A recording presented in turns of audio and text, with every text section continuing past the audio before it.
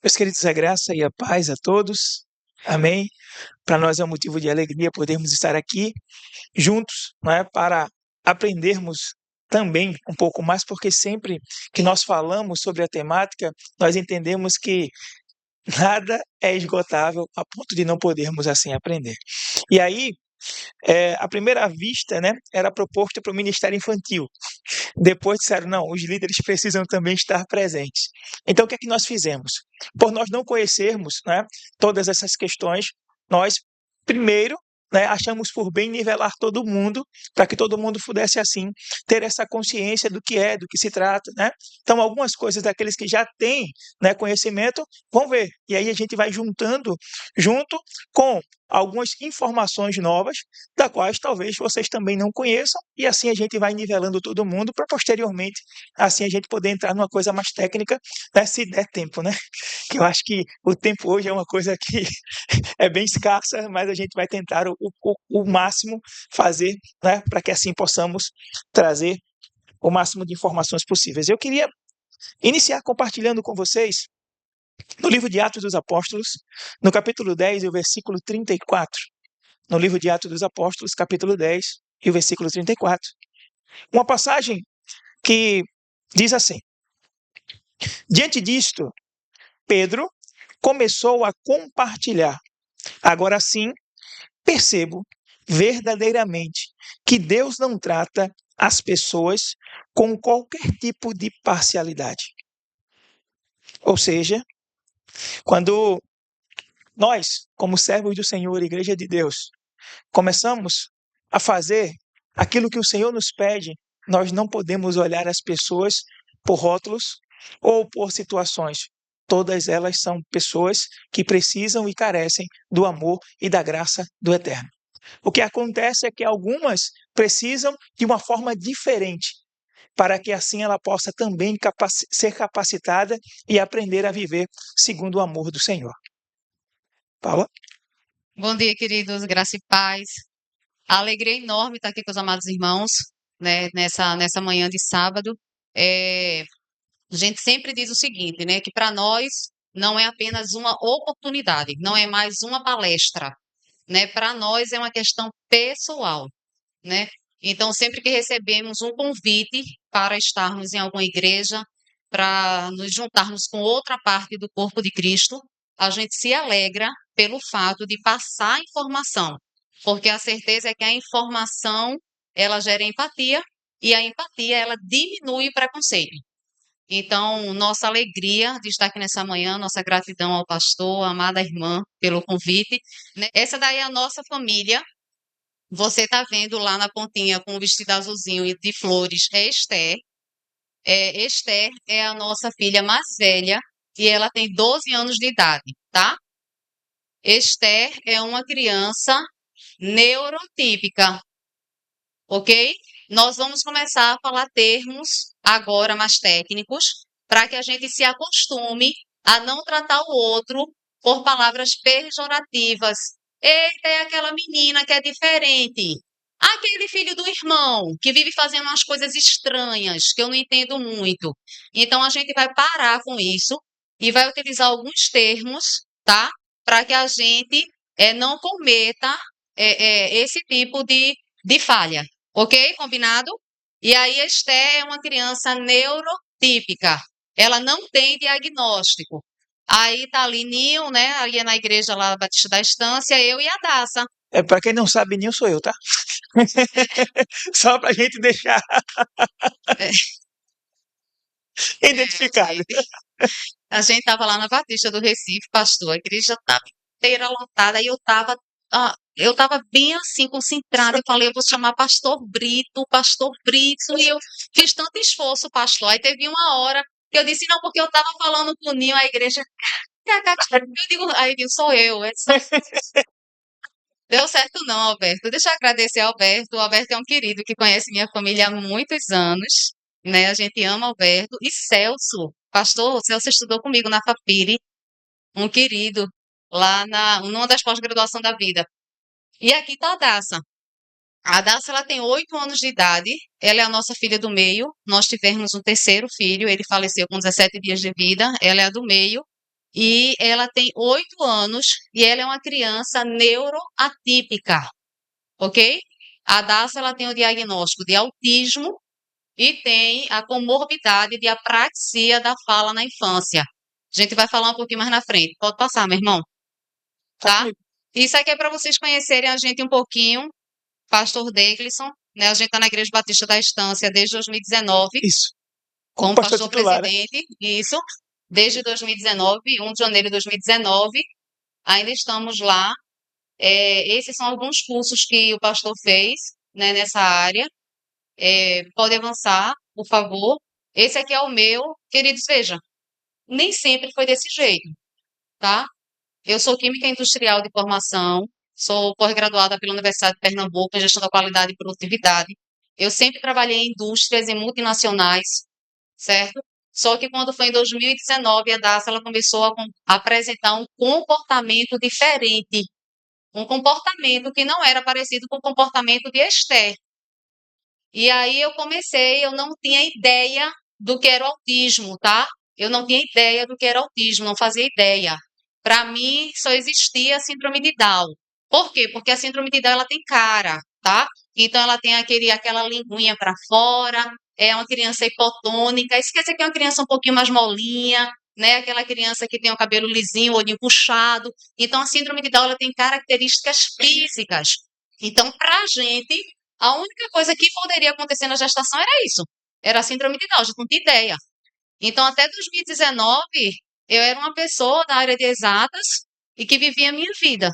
Mas aí, quando a Daça começou a apresentar as características do TEA, que eu não sabia ideia, não tinha ideia do que era, a gente sentiu a necessidade de começar a estudar.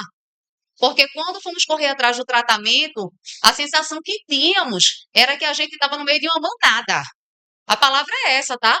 Leva, um diz uma coisa, ei, outro leva outra coisa, ei, cada um que diga uma coisa e a gente não sabia exatamente o que era o certo, o que o médico dizia, o que o terapeuta falava, e a gente estava completamente perdido. Foi quando a gente, pode passar, começou a estudar e aqui estamos. E agora nós vamos falar, tá, de neurodiversidade, tá? Das pessoas que são neurodivergentes. Ó, eu comecei falando, dizendo assim, que isto é uma criança neurotípica, e a Dácia é uma criança neurotípica. Me acompanha aqui para você não se perder. Todas as vezes que a gente gera, todas as vezes que uma pessoa engravida, tá? Ela, quando essa criança está sendo gerada ali, um embrião, um feto, ela tem que apresentar marcos do desenvolvimento, ok? Então, ela com 3 meses, ela precisa sustentar a cabeça, ela precisa, vai avançando, dar tchauzinho, soltar beijo, a gente precisa falar com ela, vem pra titia. E aí ela precisa interagir, ela faz contato visual com a gente. Então, são marcos do desenvolvimento. Ela senta, ela sustenta a coluna, ela segura, você dá uma coisa para ela segura aquilo, ela sustenta aquilo. São marcos do desenvolvimento. Para cada idade, para cada mês, essa criança tem que apresentar um marco de desenvolvimento. Quando esse marco do desenvolvimento, ele não condiz com a idade da criança, a gente diz que ela está com um atraso no desenvolvimento. Ó, eu falei atraso no desenvolvimento. Eu não falei que ela tem um diagnóstico. Mas quando eu paro para comparar uma criança de 2 anos de idade, ela já fala frases com 2 ou 3 palavras. Ela sabe fazer pedidos. Ela se comunica. Ela manifesta as emoções como deveria, de forma equilibrada. Pega uma criança que ela sobe a escada ainda de 4, você pede para ela falar obrigada, Jesus, e ela fica paradinha, processando. Então, eu começo a comparar essas duas crianças, ok? A gente vê que uma, ela tem um atraso no desenvolvimento. Até então, a gente ainda não sabe se ela é uma pessoa neurodivergente, ok? Então, o que eu estou querendo dizer? Todas as vezes que a gente fala de neurodiversidade, eu estou falando de pessoas que têm um padrão de desenvolvimento diferente do outro. Todo mundo me acompanhou? Sim? Todos nós temos os marcos de desenvolvimento. Quando esse marco ele não acontece, ele se atrasa e a gente consegue diagnosticar, a gente diz que essa pessoa ela é neurodivergente, ok? E a neurodiversidade, como é que a gente vai caracterizar? A gente de cara vai ver as questões cognitivas e comportamentais. Quando a gente fala cognitivo, você vai sempre levar para a questão intelectual, combinado? Essa é uma forma bonita da gente falar dessas questões intelectuais. Então, Quando a gente fala de questões cognitivas, você vai levar para o intelecto. Então, pessoas neurodivergentes, com certeza, elas vão apresentar padrões, certo? Atípicos quanto à cognição e quanto a comportamento. Ok. Ah, deixa eu voltar aqui para vocês. Volta lá, por favor, irmão, rapidinho. Eu coloquei ali uma figura do TDAH, tá? E aí a gente é o transtorno de déficit de atenção com hiperatividade. TDAH é importante, é uma coisa que está sendo bem disseminada. A gente não vai se falar especificamente disso, porque não dá, tá? Tá, Santo Pastor não é uma palestra técnica ainda, mas quando a gente fala do TDAH, o TDAH ele pode ser TDA, é o transtorno de déficit de atenção, é aquela pessoa que ela tem dificuldade de se concentrar, tá? Menina, esse menino não se concentra. Eu falo para ele uma coisa, ele não faz. Parece que vive voando. Ok. Ele tem um déficit de atenção. Ele pode ser um transtorno de hiperatividade. Sabe aquela criança que você diz, eita, não para, sobe, desce, corre, ele não consegue ficar parado para assistir um filme. Eu tenho acompanhado uma criança, estava conversando com a mãe dela, foi para o cinema sábado da semana passada com ela e ela sequer conseguiu assistir o filme. Ok? Ela não parava. A criança de 4 anos de idade, uma menina. E ele pode ser combinado, o TDAH. Paulo, ele pode ter hiperatividade e déficit de atenção? Sim, ele pode ter o TDAH combinado, tá? Coloquei ali o autismo, que a gente vai se deter a ele mais na frente. Tem ali a síndrome de Down, e aí ali lembra ali os cromossomos, ó, pazinho de cromossomos, e tem meias trocadas, porque no dia 21 de março é o dia da síndrome de Down, e a gente que é da igreja, Ministério Infantil, a gente que é terapeuta, escola, o que é que a gente faz? A gente sai de casa com meias trocadas. E faz isso de propósito, a gente fez isso lá, né, Nil? Isso. Eu fui tanto para o espaço de terapia, como a gente estava no Ministério Infantil, com meia trocada, e aí a ideia é que o outro veja e diga, pastor, o senhor botou a meia errada.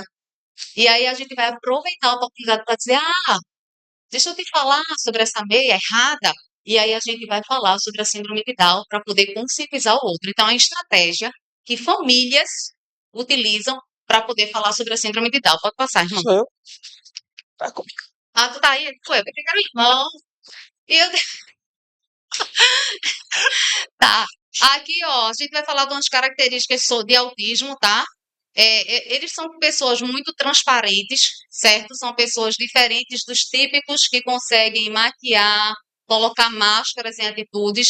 Eles são pessoas que eles precisam se reorganizar quanto à questão de sobrecarga, a gente vai falar lá na frente. Geralmente, toda pessoa que está dentro do espectro, ela tem um hiperfoco. Isso não é o caso de Adassa, da nossa filha. Por que eu estou falando isso? Porque a gente não pode generalizar as características, nem pode generalizar os sinais, ok? Então, hiperfoco, a Daça nunca teve hiperfoco. Ela é uma criança super de boa. Ela não liga. Ela brinca com uma coisa, ela solta, ela brinca com outra coisa. Ela não tem hiperfoco, ok? E o detalhe que é muito importante frisar é que o hiperfoco, ele perdura. Sim. Né? Às vezes eu pego algumas crianças que dizem assim, meu filho tem hiperfoco de pintura. Quando eu vou falar com a pessoa na outra semana, ele agora está com hiperfoco em carro.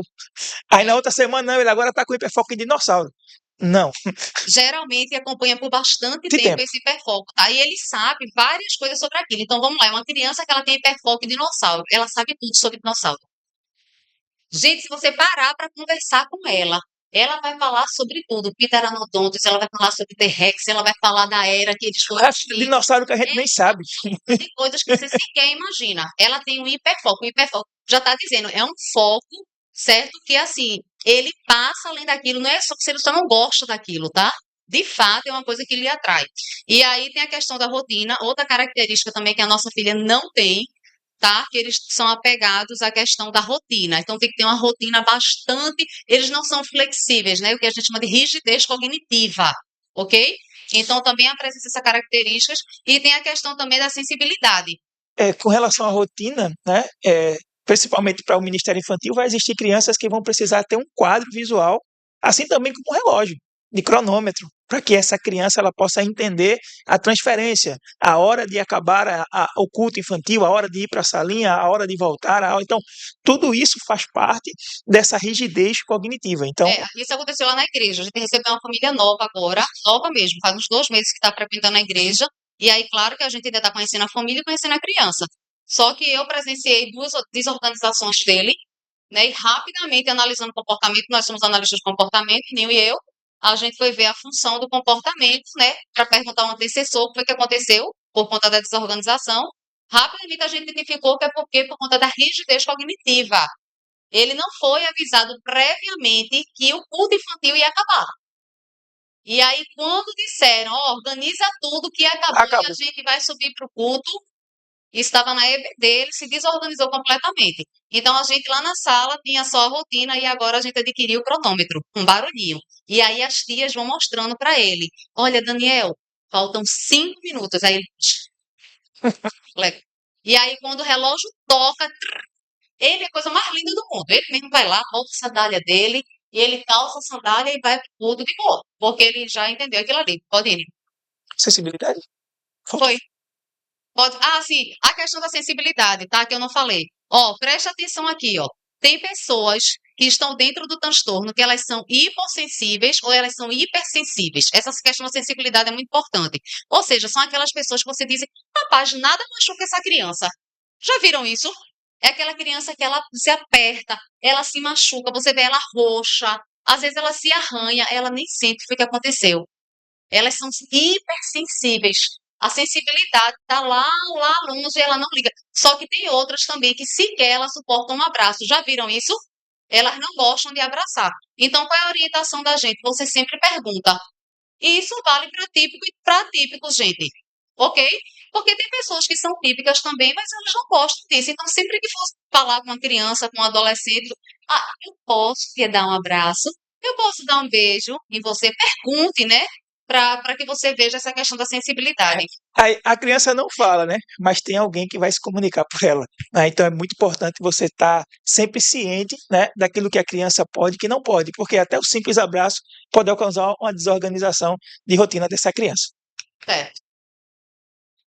Pessoal, é o seguinte, quando a gente está falando dos AGDs, tá? Que são os atrasos globais do desenvolvimento, antes a gente falava de TGDs. Você vai ver em muita literatura ainda TGD, tá? Transtorno Global do Desenvolvimento. De acordo com o DSM-5 e de acordo com o CID-11, que deveria ser atualizado Agora, em agora em janeiro, janeiro desse ano, e eles voltaram atrás, a gente começou a ver, não foi nenhum.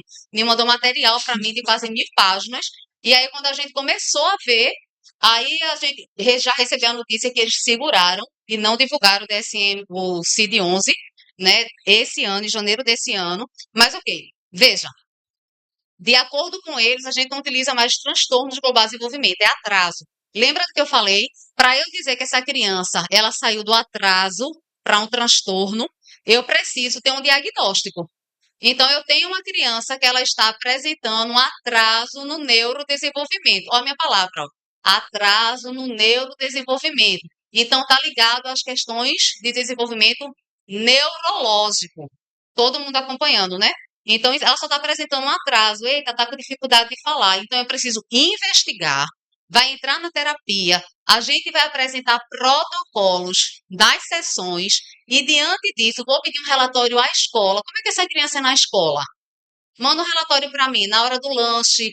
Como é que essa criança se comporta na hora do parquinho? A escola vai mandar um relatório para mim. Os terapeutas vão aplicar protocolos durante a sessão e vão também fazer os relatórios. Passado isso, ela vai para o em neuropediatra. casa também, né? Oi? Ela precisa em casa também desse Sim, comportamento o comportamento precisa ser generalizado. generalizado. E aí a gente pega esses relatórios, leva para o neuropediatra, o psiquiatra infantil, e aí agora ele não apresenta mais só um atraso no neurodesenvolvimento, tá? Não é um atraso global do desenvolvimento, agora ele tem um diagnóstico. Então agora tem um transtorno. E aí toda vez que a gente está falando sobre isso, a gente tá. As pessoas sempre perguntam, Paulo, o que que acontece? Né? A gente tem uma pesquisa bem recente do Japão, tem outra na Austrália também. Vejam, todas as pesquisas que a gente tem falando sobre o TEA, sobre o que é que acontece no TEA, não são pesquisas que nenhum cientista bate o martelo para dizer é isso aqui, a causa é essa daqui. Né? Então, o que é que eles sempre falam? Questões genéticas, tá? Então, é, há uma diferença entre questão genética e hereditária. Genética é aquela que vem no cordão do DNA. Ó, tá lá atrás. Bisavô, tataravô, avô, tá lá na linhagem familiar. Então, eles dizem que isso já está lá e em algum momento se manifestou na família. Então, quando a gente olha para a nossa família, para a família dele, para a minha família, nós não temos nenhum diagnóstico até a Daça. Nenhuma outra geração, nenhuma outra não tem. A Daça é a primeira pessoa, tá? Que tem o diagnóstico. Bom dia, querida. Seja bem-vinda. Pode ficar à vontade. Quando a gente fala de forma hereditária, preste atenção aqui para você aprender. Veja só, hereditário é alguma alteração que a gente pode ter no fenótipo, tá? Na proteína, na parte de fora do cordão do DNA. Então, ok, essas questões hereditárias, elas vão se dar na passagem dos pais. Me acompanharam? Então, essa questão hereditária já me leva para os fatores externos, que a gente fala de epigenética. Já ouviram falar de epigenética? Pronto, alguém disse sim. Ó, vejam só, mas também não vão esquecer mais. Ó, todas as vezes que a gente falar de epigenética, eita, o fator é genético e epigenético. Falou de epigenética, você vai linkar automaticamente para fatores externos. Paulo, o que é isso? O que a gente come, o que a gente bebe, a forma que a gente vive, o exercício que a gente não faz. São todos os fatores internos que podem alterar o fenótipo da gente e levar a mutações, ok? Então vamos lá. A ciência hoje fala até da panela que a gente cozinha. A panela lá que você cozinha, eles dizem que ao longo dos anos, aquele alumínio, ele pode soltar. Pode ser alumínio ou qualquer outro metal pesado, tá? Eu falei do alumínio, mas pode ser qualquer metal É o mais pesado. comum, né? O alumínio é mais comum. Porque o alumínio é mais comum. Mas pode ser qualquer metal pesado. Ao longo dos anos, ele vai soltando aquele alumínio que vai se ligando ao fenótipo da gente, que pode causar alguma alteração. A água que a gente bebe, certo? Que é uma água potável, né? Então, eles também falam das questões da água, porque podem ter contaminação orgânica por alguns gases e que também pode ficar no organismo da gente. Agrotóxicos, comida, embutidos, a gente come muito, né? A questão de. Hoje, mas não, né? Hoje a nossa casa ela leva outro tipo de vida, depois de Adassa. A gente não sabia dessas informações. Paulo, o que é embutido? Linguiça toscana, salsichinha, mortadela, o que mais? O presunto, embutidos, tá? Então, todas as vezes que a gente fala dessas questões, elas precisam de uma quantidade de sal muito grande. Ó, quando eu tô falando de sal aqui, não tô falando só do sódio, não, tá? É um termo químico que a gente utiliza, pronto. Tudo que começar com A, tudo que terminar com ato e com ito. Nitrato, nitrito, é um tipo de sal, beleza? Então, tudo que leva sal, a gente tem, né? Ácidos, bases, sais, as composições químicas. Então, tudo que leva sal são compostos que são utilizados para que esse produto ele passe mais tempo nas prateleiras. Quanto maior o tempo de prateleira dele, mais produto químico eu utilizo para que ele não estrague. Tá todo mundo me acompanhando, gente? Sim, né? Pronto. E aí, o que acontece? Pior vai ser para a saúde da gente. Então, produtos industrializados, principalmente os embutidos e os que utilizam maior quantidade de conservante, eles dizem que pode. Inclusive, a gente estava conversando, não foi, Sim. da questão do secretário americano, não foi? Isso. Da... Ele falou, né? É o FDS, se não me engano. Eles disseram o seguinte, que lá, a partir desse mês, está proibido. Isso, desse mês, está proibido a venda de qualquer produto com corante. Né? Se tiver corante, a indústria vai ter que refazer, vai ter que reprocessar, vai ter que inventar uma outra situação. Não explicaram o porquê, não disseram o motivo, mas proibiram, né, qualquer produto industrializado com corante, né, principalmente um corante azul, né, é um corante que se leva em várias situações. E aí o que é que acontece? Né? A gente linka justamente com a fala do mesmo secretário dizendo que até o final do ano eles iriam falar sobre as possíveis causas e a questão do autismo. Né? Então, a gente começa a ver que hoje, na grande essência, a mudança de hábito da sociedade tem gerado, né, situações da qual começa a se encaminhar para que esse tipo de situações, né, neurodivergentes venham acontecendo na sociedade. Né? E aí muitas vezes as pessoas dizem assim, não, o caso agora está aumentando porque se conhece muito, então tem como diagnosticar. Mas na realidade, talvez, se nós pararmos e olharmos as nossas mudanças de vida, tem gerado também situações da qual hoje a sociedade ela paga. Né? Então, é nesse sentido também que hoje está se encaminhando para mais fatores, né, externos do que fatores internos. A última pesquisa diz que apenas 3% das questões de TEA são fatores internos, ou seja, está linkado ao DNA, e os outros 97% são de fatores externos. Tá? É isso, e o que acontece, né? A gente, numa das palestras, né, teve uma querida que perguntou pra gente, Paulo, tem uma lista de produtos químicos, né, de agrotóxicos, algumas coisas, para poder passar pra gente. Eu falei, veja, ó, presta atenção, o nome é assim, ó, agrotóxico. Você só vai ler de trás para frente. É um produto tóxico que ele utiliza para que o agro não morra. É bem simples. Então, não preciso de uma lista. Na verdade, já é me dito isso, ok? Então, não preciso dessa lista. Eu já sei que é um consumo tóxico que está sendo realizado, né? E se a gente pegar, e aí, agora o que a gente tem de informação na ciência? De que tem produtos que eles levam mais por conta da sua perecividade, tipo morango e tomate, né? Eles são bastante perecíveis, e todos os que são folhas. Por isso a questão de lavar bastante as folhas.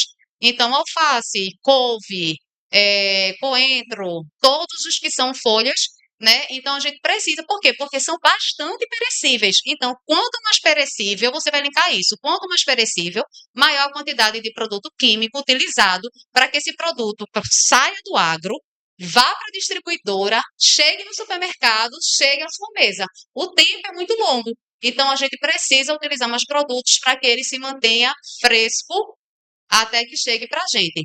Entende? E essa realidade de ser hereditário e de epigenética, que são os fatores externos, ela vale para o contrário. Paulo, não entendi. É o seguinte: eu tenho um casal que é obeso, ok? Eu tenho um casal que é obeso. Eu tenho um casal que ele não se exercita, que ele come mal, é muito hambúrguer, é muita coisa. Ok.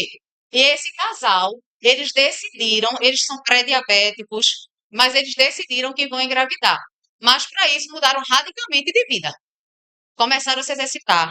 Eles perderam peso. A alimentação deles mudou completamente. Eu posso ter a mudança lá no fenótipo? Sim ou não? Sim, sim, posso. E essa mudança ela é para mal e essa mudança ela é para bom também. Entenderam? Então acontece a forma reversa. Então, quando eu decido também cuidar melhor de mim, quando eu decido fazer isso, também há essa possibilidade. Ok? Então, assim, até hoje, né, Ninho, não tem nada. E aí, quando o Ninho falou de corantes, a gente sempre vai lembrar, né? Além de vários é, é, é, materiais que a gente come, principalmente biscoitos, bolachas e tal, tem aquele suco de caixinhas, né? Vocês lembram do suco de caixinha? Né? Tudo que é de caixinha. E aí tem muito corante, tá certo? Pode passar. Deixa eu falar uma coisa para vocês, que eu acho importante. A gente fala muito de autismo, mas preste atenção aqui em mim. Eu queria muito que ninguém saísse aqui com dúvida. Paula, vê só, uma pessoa que tem autismo, que de fato ela tem. Ó, preste atenção aqui, você nunca mais vai esquecer disso. Uma pessoa que tem autismo, antes da gente falar disso aqui, que eu lembrei agora. Vê, uma pessoa que tem autismo, ela vai apresentar três características globais. Epa, globais. Três características globais. Eu falei características. Ela pode apresentar três sinais. A gente não fala de sintomas. Quem tem sintomas são pessoas que estão doentes. Ok? A pessoa ela está resfriada. E os sintomas dela é febre, ela está tossindo, ok? Ela está com dor de cabeça, o corpo dela está doente, ela tá doente, o corpo dela está doendo. Por quê? Porque ela está doente. Então ela está apresentando esses sintomas. Por quê? Porque ela vai ficar boa. A gripe e o resfriado vai passar e ela vai ficar boa. Quando a gente está falando de transtornos do neurodesenvolvimento, não é uma doença, é uma condição do ser humano. É uma condição neurológica do ser humano. Portanto, não é uma doença. O que a ciência diz? A ciência diz que não tem cura. A ciência diz que é uma condição do neurodesenvolvimento e que não tem cura. Ok? E aí, a gente nunca vai dizer aquela pessoa que é doentinha. Aquela pessoa, não é doença, certo? Então, vocês vão lembrar que as características globais são três. Ela precisa apresentar uma dificuldade na comunicação. Todo mundo que tem o diagnóstico do TEA, ele vai apresentar uma dificuldade na comunicação. Todo mundo, tá? Aí você vai dizer, eita, eu conheço uma pessoa que ela tem TEA, mas ela fala, ok. Ela pode falar. Agora, entenda uma coisa, precisa entender uma coisa. A fala dela não vai ser completamente limpa e funcional. O que é isso, Paula? João, você comeu? Sim. Como foi na escola? Foi. Não, João, na escola, foi o que a tia fez. Tarefa. E na. Oi? Sim, Perfeito. na maioria das vezes isso. O que é que eu estou querendo dizer? Ela não desenvolve o diálogo, ok? Então, Esther chega da escola, que é minha filha mais velha. Filha, como foi a aula? Mamãe, deixa eu te contar. O professor de português chegou, ele passou um trabalho. Entendeu? Fulano pediu minha caneta, o detalhe do detalhe bem. É aquilo ali. A pessoa que ela tem um autismo, ela pode oralizar. Linguagem, fala, oralização, verbalização, é tudo diferente. São coisas diferentes. E a gente também não é CT a isso.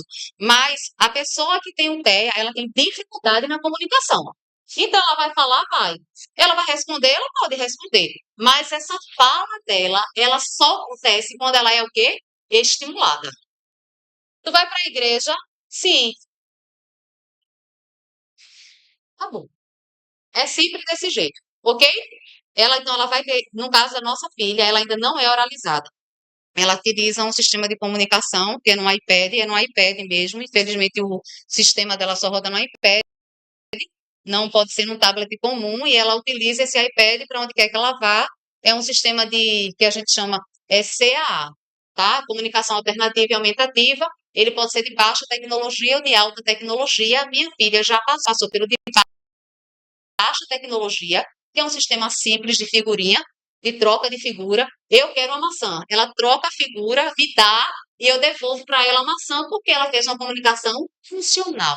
Comunicação funcional, certo? Hoje ela não tem mais esse de baixa tecnologia, já está com de alta tecnologia, porque ela já compreende como. Então ela pega lá o iPad, eu quero, não quero, não gostei, eu tô triste. Quarta-feira na terapia eu reclamei com ela. Aí, quando ela entrou para a TO, né? Eu disse, o que foi que aconteceu? Disse, chateada, mamãe. Ela disse que estava chateada comigo. Eu comecei a rir lá fora, porque eu tinha reclamado com ela.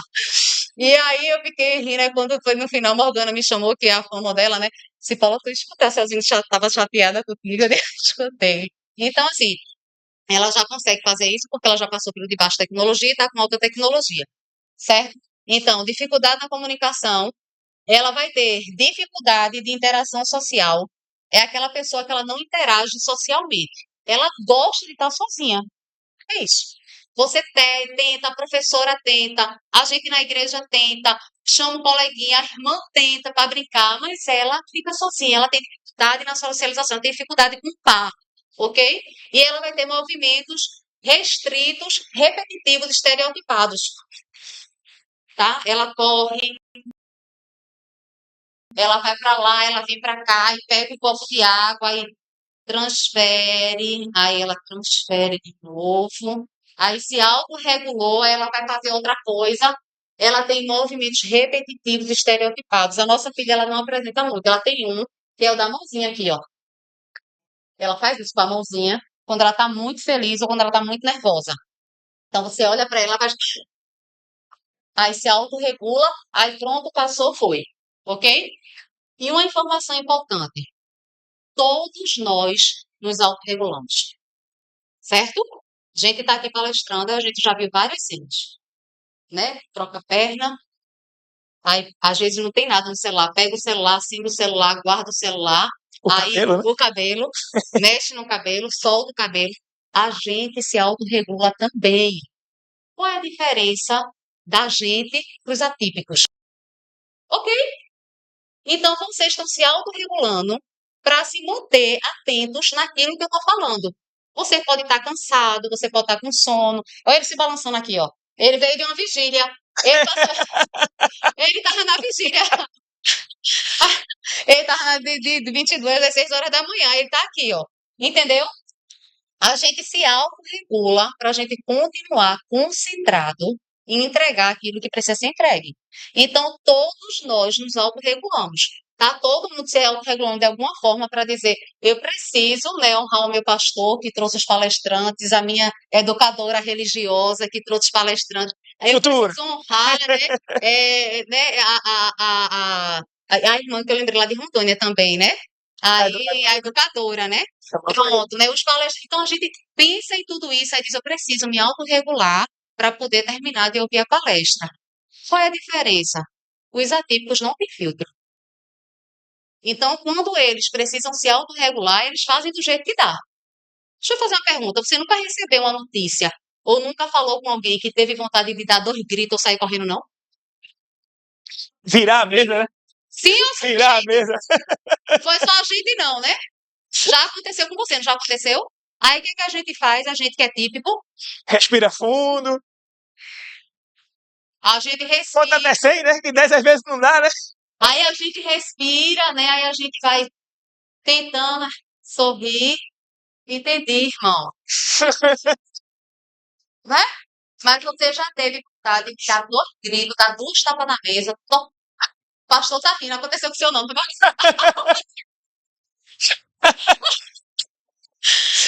Ô, meu querido, né, pastor? Ô, meu querido. E aí, de sair correndo, de dar aquela corrida, aí, sabe? Aí o que, é que a gente faz? A gente se autorregulou, ó. Com um atípico não acontece isso, tá? Com um atípico, quando ele recebe aquela sobrecarga emocional, ele, na mesma hora, Vai dar murro na mesa, vai ele chutar a vai dar mesa. murro na mesa, ele vai puxar o cabelo, ele vai, é uma forma dele se autorregular de acordo com aquela informação que ele recebeu, ok? E, e, Então, e vale ressaltar que muita gente quer linkar violência ao autismo, tá? E não existe, o autista, ele não é violento. É uma forma de comunicação da qual a gente não está sabendo. Então é extrema. Ele chegou ao extremo dele, então ele vai ter que fazer de alguma forma o comunicar valer. Isso, sim, perfeito.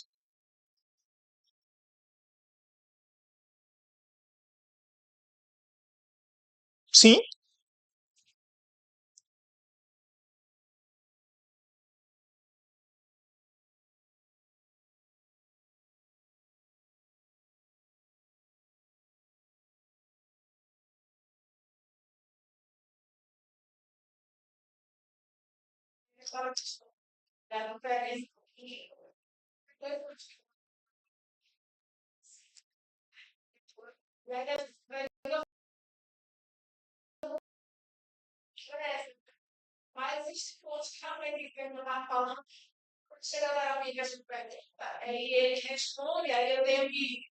forçar, né? Tem que forçar, né?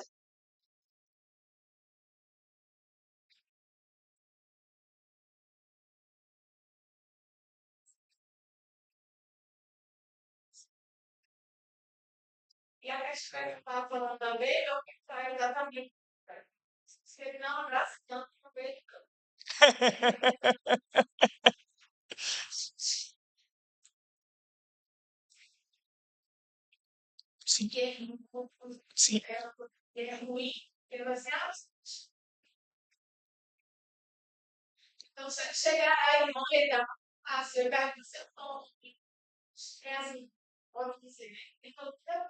isso. Perfeito.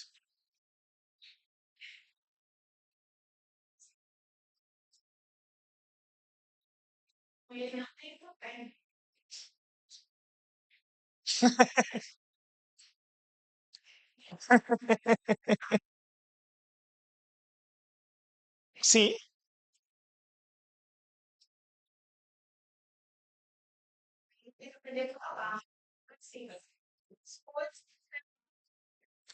treinar. isso, Perfeito. isso.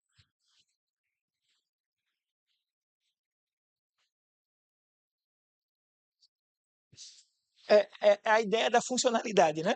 Eu falei características globais, tá? Características globais, dificuldade na comunicação, dificuldade na interação social, movimentos repetitivos, restritos e estereotipados. Vai ter que apresentar essas 3 características para poder fechar o diagnóstico. Eu falei assim, ó, características, existem outras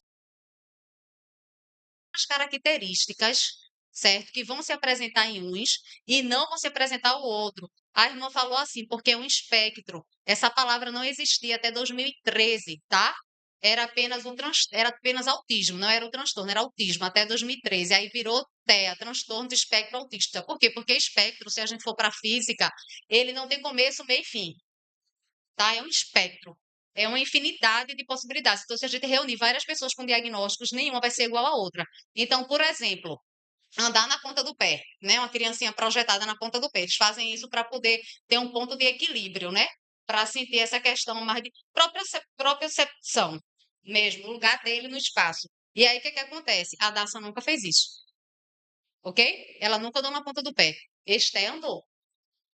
Esté na escola tinha que fazer 2 aulas de corpo e movimento, porque andava na pontinha do pé. Para onde saía, saía saltitando. Mas a Daça, Esté não tem diagnóstico. Aí, a Daça nunca empilhou, ok? Eles não empilham, né? Os bloquinhos aqui, ó. Ou então em fileira. Vários carrinhos, as bonecas. Então, assim, essas três características que são globais vai ter que se apresentar. Agora, as demais, elas nunca vão ser iguais para todo mundo. Vai se apresentar em uns e não vai se apresentar em outros. Entendem? Irmã, quer segurar um pouquinho para o final para falar? Pode ser? Combinou? Pronto, combinado. Então, obrigada. Famílias atípicas. Então, nós chegamos agora, né, na parte que a gente fala muito da criança, fala muito do jovem, fala muito do adolescente, mas a gente se esquece que por trás disso existe uma família. Uma família que muitas das vezes precisa se negar, né? Por exemplo, né, Paula tinha uma profissão já e ela já era bem sucedida naquilo e ela precisou parar. Eu precisei continuar porque alguém precisa, né, ter o sustento. E aí quem está dentro desse caso de famílias atípicas sabe que o valor agregado triplica, né? A gente não sabe como é que a gente consegue, por quê? Porque tudo dentro dessa questão neurológica é muito caro. Muito caro, tá? Então, o que é que acontece? Tem que se desdobrar, né? Então, assim, a gente já tem, antigamente era 2 orçamentos, agora ficou um e a coisa triplica. E aí agora vamos entender o seguinte: essa família ainda tem que lidar não apenas com terapias, mas também com a criança e o conhecer dessa criança. E aí essa família, a gente costuma dizer que ela vive tensionada. É uma família que passa por uma pressão, é uma família que passa por situações da qual muitas das vezes a gente não sabe. E aí é uma família que é praticamente desgastada no sentido emocional. Então chega um momento, né, que a ideia é terapia, escola e casa, terapia, escola e casa, terapia, escola e casa. Por quê? Porque essa família também ela é excluída da sociedade. Quando o diagnóstico vem, essa família também é excluída. Então, ó, essas famílias são formadas, né, por pessoas que possuem deficiências, doenças crônicas ou necessidades especiais que demandam de um suporte estrutural. E aqui a gente precisa parar para pensar em algumas coisas. Por exemplo, né, essa família da qual a gente está falando, além do normal do dia a dia, que todo mundo tem, ela tem ainda uma outra sobrecarga. Né? Então, ela tem o segundo turno, o terceiro turno, o quarto turno. Por quê? Tem crianças que não conseguem dormir. E aquela família tem que ficar revezando, o pai, a mãe, né? Detalhe, né? Existe um dado que é dito que quando o diagnóstico chega, 85% dos pais, eles pulam fora. Há um adágio aí que eu não gosto de dizer, mas é uma realidade. Quando o diagnóstico bate na porta, o pai pula pela janela. Ao pai mesmo. Geralmente, quando você vê, são mães solos. Porque o pai acha que vai dar uma pensão ínfima e a mãe fica com essa sobrecarga. E nós temos já aí relatos de mães que se suicidam, porque a pressão é muito grande. Né? Como estávamos falando lá dentro, é levado, essa família ela sofre uma pressão pós-traumática de um fuzileiro na guerra, de uma pessoa que está no fronte de batalha. É o mesmo grau de estresse.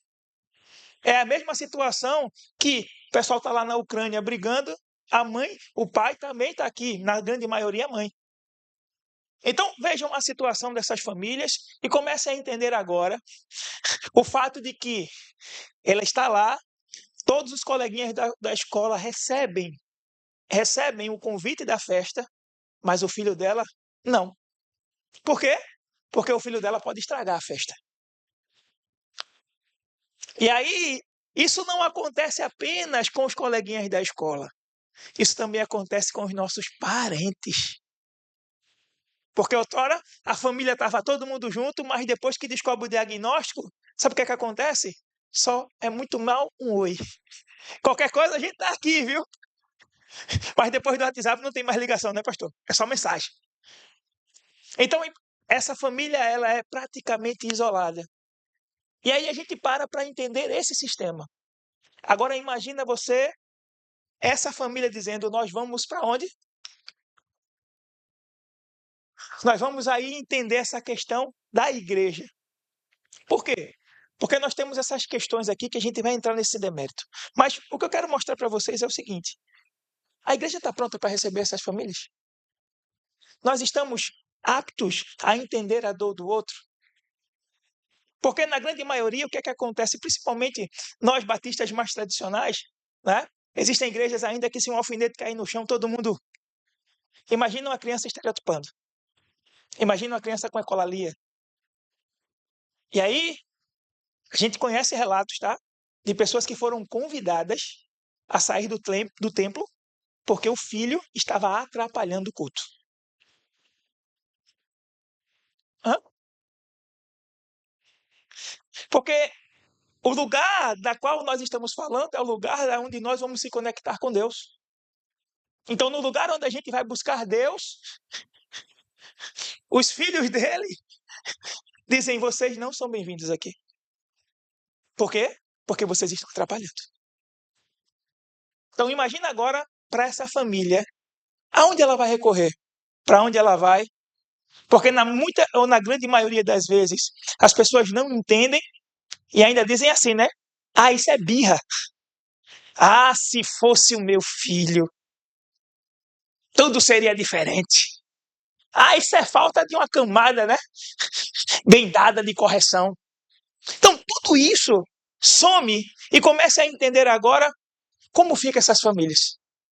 Isoladas, enclausuradas e, na grande maioria, precisando de ajuda. Aí muita gente diz assim, ah, mas a gente não vê tanto autista na igreja. Vocês entendem por quê? Não se vê tanto autista na igreja? Porque essa é a situação. A gente olha para a igreja, a gente vê que a igreja ela é um ambiente de interação social. Nós não somos um clube social.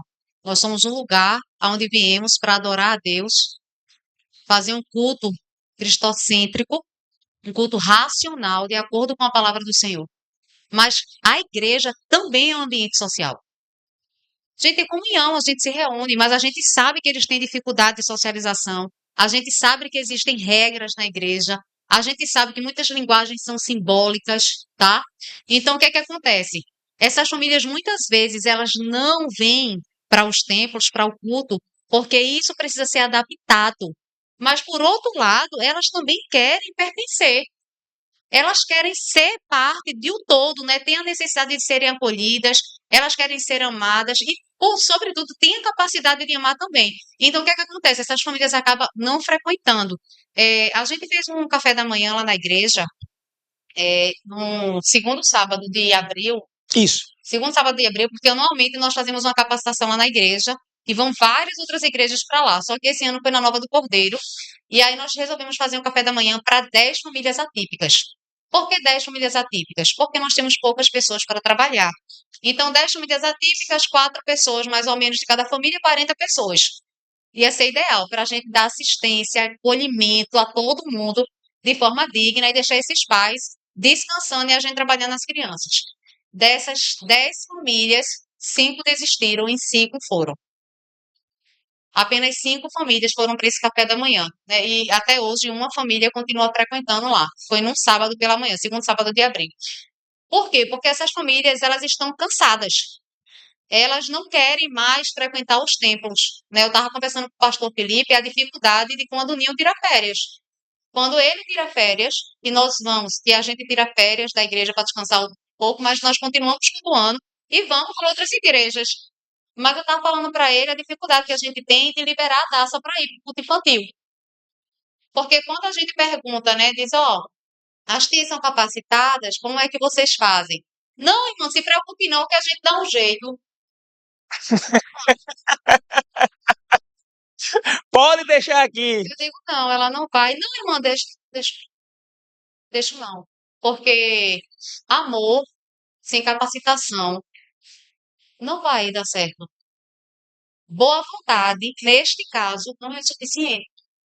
Graças a Deus que a boa vontade existe, mas a igreja precisa se capacitar para receber essas pessoas. Então, essa é uma dificuldade que existe, Pauline. Então, é, quando a gente está falando de adaptações, a gente começa pelo próprio ambiente lá da igreja, né? Quando a gente está falando tanto do ministério infantil como do templo, a gente precisa que seja um ambiente limpo visualmente, tá, gente? Eu não estou falando de sujeira.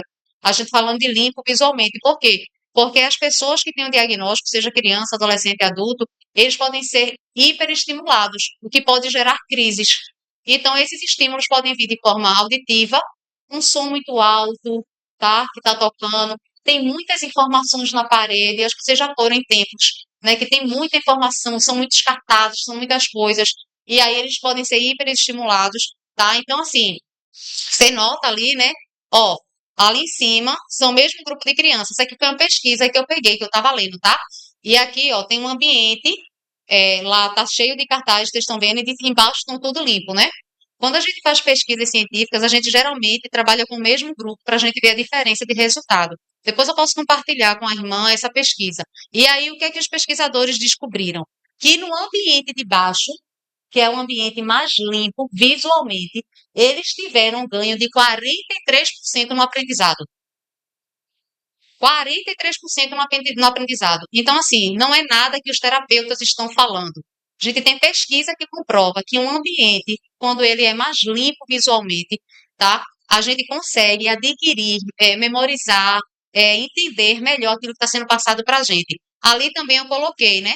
Algumas salas para vocês, né? Duas salas embaixo, vocês estão vendo, cheia de informação, né? Minha gente, eu acho que até eu tenho dificuldade de ficar numa sala dessa. É porque eu tenho realmente algumas dificuldades, sabe? Eu não tenho diagnóstico, não. Não fechou o diagnóstico, não. A gente tem algumas características, mas não fechou o diagnóstico, não. A gente não fechou, não. E aí, mas se você me colocar numa sala dessa, você vai me chamar a atenção várias vezes. Paula, tu tá ouvindo? Paula, tu tá prestando atenção? Eu digo, eu tô, pode falar. Mas tá olhando pra tudinho, sabe? Tá olhando pras coisas tudinho, né? Tipo agora, né? Eu tava contando aqueles negócios ali na janela, ó. Ali coloridinho, ó. De trás, né? De trás da janela, né? Aí, mas que não é nada demais, é só coisa mesmo minha, né? Porque vê, o ambiente é bem limpo, né? Aí veja as duas salas de cima, como mudaram, né? Então, é só uma foto para vocês entenderem que isso a gente lembra muito do Ministério Infantil. Agora, lembrando que quando a gente está falando da igreja, essa questão de acolhimento e de inclusão não é uma questão do Ministério Infantil, tá?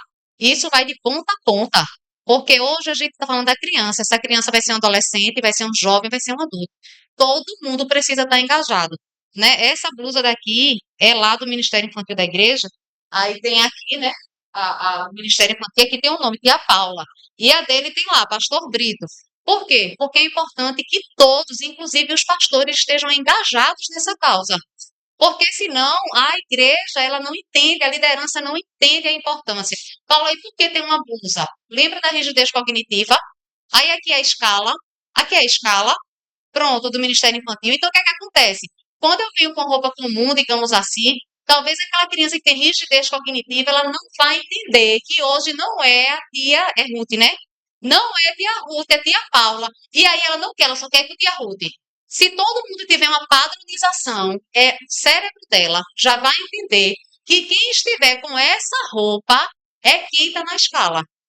E aí ela não vai ter dificuldade de se adaptar ao culto infantil e ela vai de tranquilo. Então, assim, já é uma estratégia que a gente utiliza, então eles não tem problema nenhum. Eles mesmo identificam no culto. Quando eles chegam no culto que vê, ele já sabe que é aquela tia. Ele já vai correndo e já sabe que é aquela tia, né? Aí essa questão de barulho, então, pode passar, Nil. Tinha uma família lá na igreja que eles não estão mais lá, né? Eles foram para São Lourenço da Mata e eles só iam à noite. E aí eles têm dois filhos, né? Agora já tem o terceiro, né, Nil? Sim. E aí, o mais velho, ele tem muita sensibilidade auditiva. E eu lembro nitidamente de uns dois cultos, Ninho pedindo para o baterista parar, ok? Então veja, e talvez você, por quê? Porque Levi colocou o fone, o abafador, E ainda assim, a gente, um abafador, mesmo assim, estava estereotipando muito. E aí eu fui falar com Gabi, a mãe dele, e Gabi disse: não, não tem problema não, pastor, não se preocupe não, não se preocupe não. Ele foi lá, chegou em Bruno, bem direitinho na época de Bruno ainda, né? E você falou com o Bruno, aí disse: Bruno, para a bateria. A gente vai ficar. E talvez a igreja pense o seguinte: mas só por conta de Levi? É, só por conta de Levi. E se fosse o seu filho? E se fosse o seu neto? Ei, Jesus deixou 99 ovelhas e foi atrás de uma. Por que não vai ser só por conta de Levi? Por conta de Levi, sim. Então, assim, veja que hoje, quando eu estava também, a gente estava conversando, gente, se a gente fala de inclusão e adaptação, a nossa referência é o Senhor Jesus Cristo. Não tem outra. Não existe, não há e não haverá nenhuma outra referência maior para a inclusão, acolhimento, amor, respeito por pessoas que elas não se enquadram nos padrões ditos normais da sociedade e que vivem à margem da sociedade.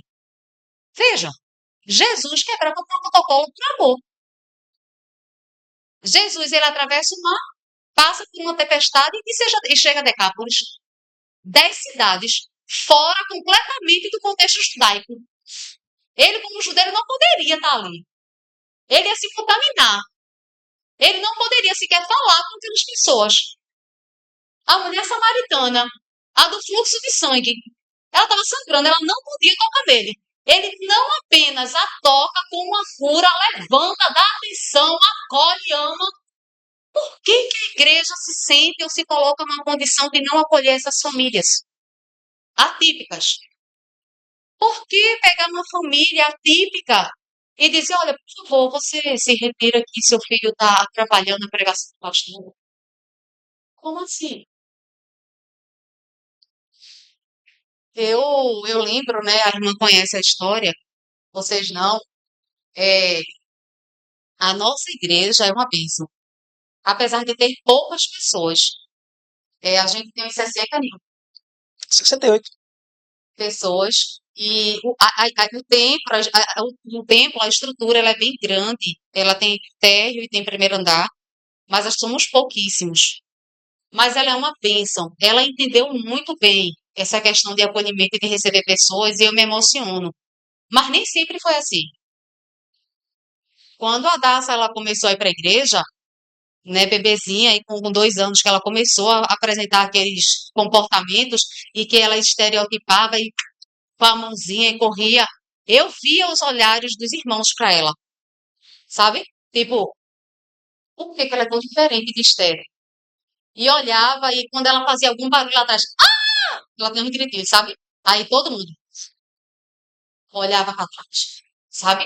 Tipo, tá atrapalhando tudo, né? E eu comecei a EBD, e domingo de noite, e comecei, pastor, naquela cena, mas eu não aguentava mais, todo mundo olhando para minha filha diferente.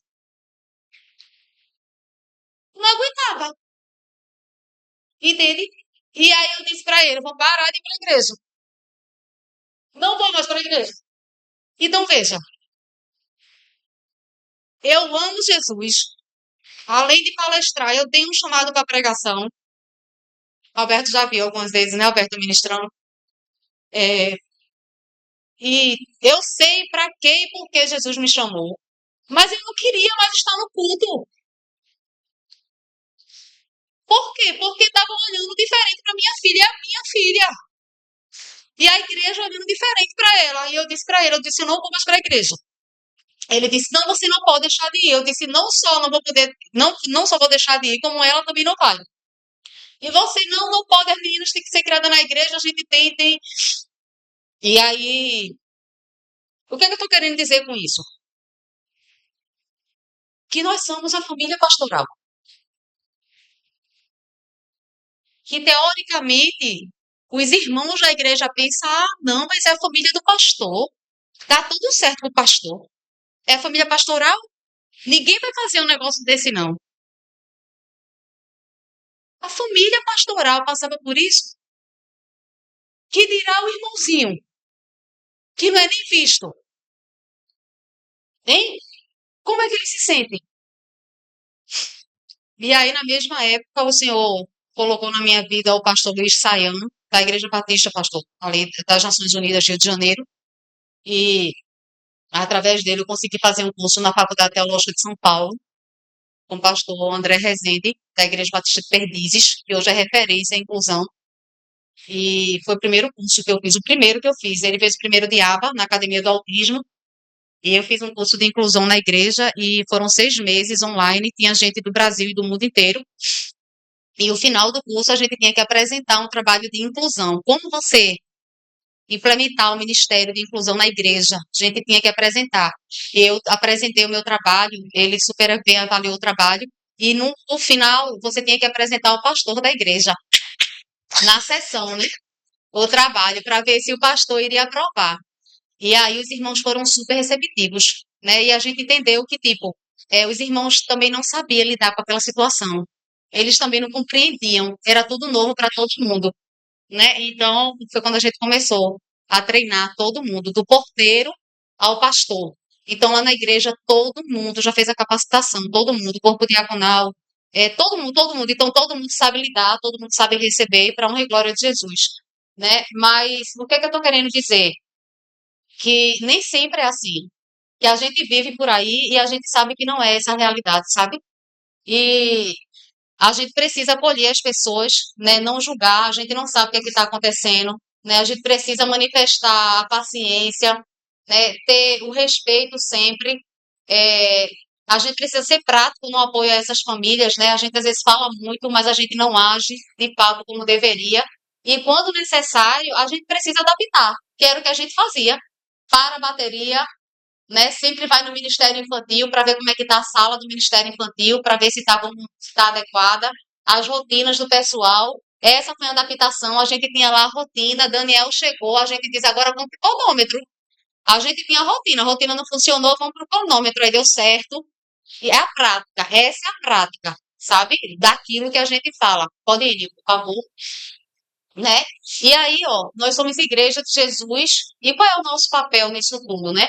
Eu já tinha falado que são famílias sobrecarregadas, né? Sozinhas, e a igreja, aí vê, eu coloco isso aqui de propósito, ó. A igreja pode ser refúgio, consolo e suporte. Ela pode ser, na verdade não, gente. A igreja é um lugar de refúgio, um lugar de consolo e um lugar de suporte. Eu coloco pode ser, porque muitas vezes não é realidade. Pastor, quando a gente fez esse café da manhã para as famílias, uma das famílias atípicas que a gente foi convidar, ela me perguntou assim, no final vocês não pediram oferta, né? Então, veja a ideia de igreja de Jesus que as pessoas estão. É preocupante, né? É só para a gente refletir, né? Então, a gente precisa estar sempre como igreja do Senhor, olhando para nós mesmos e resgatando, né? O nosso papel, né? Quando a gente acolhe essa criança, a gente também acolhe a família dela, tá? Paula, como é isso aí na prática, né? A gente precisa lembrar que a igreja, ela tem potenciais e a gente precisa utilizar esses potenciais a favor da gente, certo? Então, veja, a igreja, somos uma comunidade que temos fé. A gente já falou aqui que o autismo, ele não tem cura. A gente não já falou sobre isso? Mas a gente sabe que temos um Deus que ele pode amenizar as características e conduzir essa família para um lugar de paz, um lugar de refúgio. A gente sabe que ele pode fazer isso e ele tem feito isso Sim, com a gente, né, Nil? com certeza. Sabe? A gente é uma comunidade de amor. Quem ama não exclui. A gente acabou de falar sobre Jesus. Somos uma comunidade que acolhe. Falamos sobre ele agora também, né? Falamos sobre o acolhimento dele. A gente é uma comunidade que a gente transforma. Foi isso que aconteceu na igreja. A igreja foi totalmente transformada de uma igreja que era apática, né? Ela não ligava, tipo, o problema é seu, o problema não é meu, né? A filha do pastor, não tem nada a ver comigo. Para uma igreja que hoje é completamente engajada. Daniel faltou na EBD, não foi, Nil? Daniel faltou na EBD, domingo passado, vai fazer 8 dias amanhã. Aí, quando foi no domingo, quando a gente chegou para o domingo da noite, chegou umas 2 tias para mim e disse: mandei uma mensagem para a mãe de Daniel, perguntando por que não foi para a EBD. Aí o coração chega aqui, sabe? Porque Daniel é nível de suporte 3. Daniel é nível de suporte 3, né? Então a mãe dele chegou pra gente e disse assim, é, eu nunca vi um negócio desse. Por quê? Porque meu filho, ele não é bem-vindo nos lugares. Você entende isso para uma mãe dizer um negócio desse? Que o filho dela não é bem-vindo nos lugares. Você deve ter filho, neto ou sobrinho, talvez você imagine um pouco como é isso, né? Então, a gente é um lugar de transformação. E a gente também é um lugar terapêutico. O Nil costuma dizer, e a gente sabe disso. Gente, presta atenção aqui. A igreja não é clínica, tá? Então, ninguém vem para cá para fazer terapia. Ninguém vai lá para a igreja. Todas as crianças, todos os adolescentes, os jovens, os adultos, que eles têm um transtorno, que ele tem um diagnóstico, eles vão para a igreja para adorar o Senhor e ouvir a palavra de Deus. E talvez as pessoas pensem, mas será que está entendendo? E será que está prestando atenção mesmo? Será que vale a pena eu continuar? Eu posso garantir para você que a Daça é mais cristãs do que muitos que estão dentro da igreja. Eu estou triste em casa, a Daça me entrega a Bíblia. Quando ela me entrega a Bíblia, pastor, eu não paro de chorar. Ela pega a Bíblia de volta, abre a Bíblia e me devolve. É como se ela estivesse dizendo aqui para mim, sabe? Olha, aqui tem consolo. Mãe, lê que vai ficar tudo certo. Ela sabe disso. Então, veja, não compete a gente ficar questionando. Será que está entendendo? E será que aprende? Ei, olhe para mim. Faça o que você pode com o que você tem e aonde você está. O resto é com o Espírito Santo de Deus. É isso. É, lembra do caso de Miguel? Ah, É porque muito importante. Miguel, o Alberto também conhece Miguel. Miguel é o filho de Lula, sabe? Ele tem o TDAH, bem acentuado, né? Super esperto, gente, é inteligente, sabe? Aí eu tava na escala, pastor, lá do Ministério Infantil, né? E aí ele tava daquele jeito, pá, na sala. Aí eu digo, vem cá, Miguel, vem, você é meu auxiliar, vem pra cá. Lembra? Pegue, leve, traga, agora vá, distribua. E isso eu falando na história, né? Aí ele corria de novo, eu digo, pronto, agora pegue para mim de volta, mostra essa figura e vá para o quadro e dando função para ele, que é isso que a gente tem que fazer, né? Às vezes eles não querem mesmo, deita no chão e eu digo, tá confortável aí, tá tudo certo. Aí, tá me escutando? Eu digo, pronto, joia, tá me escutando, tá tudo certo então. Eu digo, foi filho. Aí ficou, terminou o culto, aí aquela roda. Eu digo, vamos lá, vamos repassar a historinha do culto de hoje. Aí um falando, foi isso, tia, foi aquilo, tia, não sei o que, tia, não sei o que. Daqui a pouco aí, Miguel disse, mas todo mundo esqueceu disso. Pá. Aí falou uma coisa que ninguém tinha falado. Aí não deu para segurar as lágrimas, né? Comecei a chorar. Isso foi de noite, no domingo de noite, que eu tava na escala. E eu tava dizendo para Nilo, a gente não sabe o que é que Deus está fazendo. E da forma que o Espírito Santo age. Né? E eu lembro que uma colega de mãe terapia, né, ela não é cristã, mas ela é professora da rede municipal de Olinda, e ela disse que tem um na sala dela, Arthur, de 12 anos de idade. E ela fazendo aula de matemática e Arthur no chão. Levanta, Arthur, nada a ver com a igreja, né? Sala de aula. Arthur levanta, senta, e Arthur corre, volta, até. E aquela confusão na sala. Ela, meu Jesus, Arthur, volta, senta, não sei.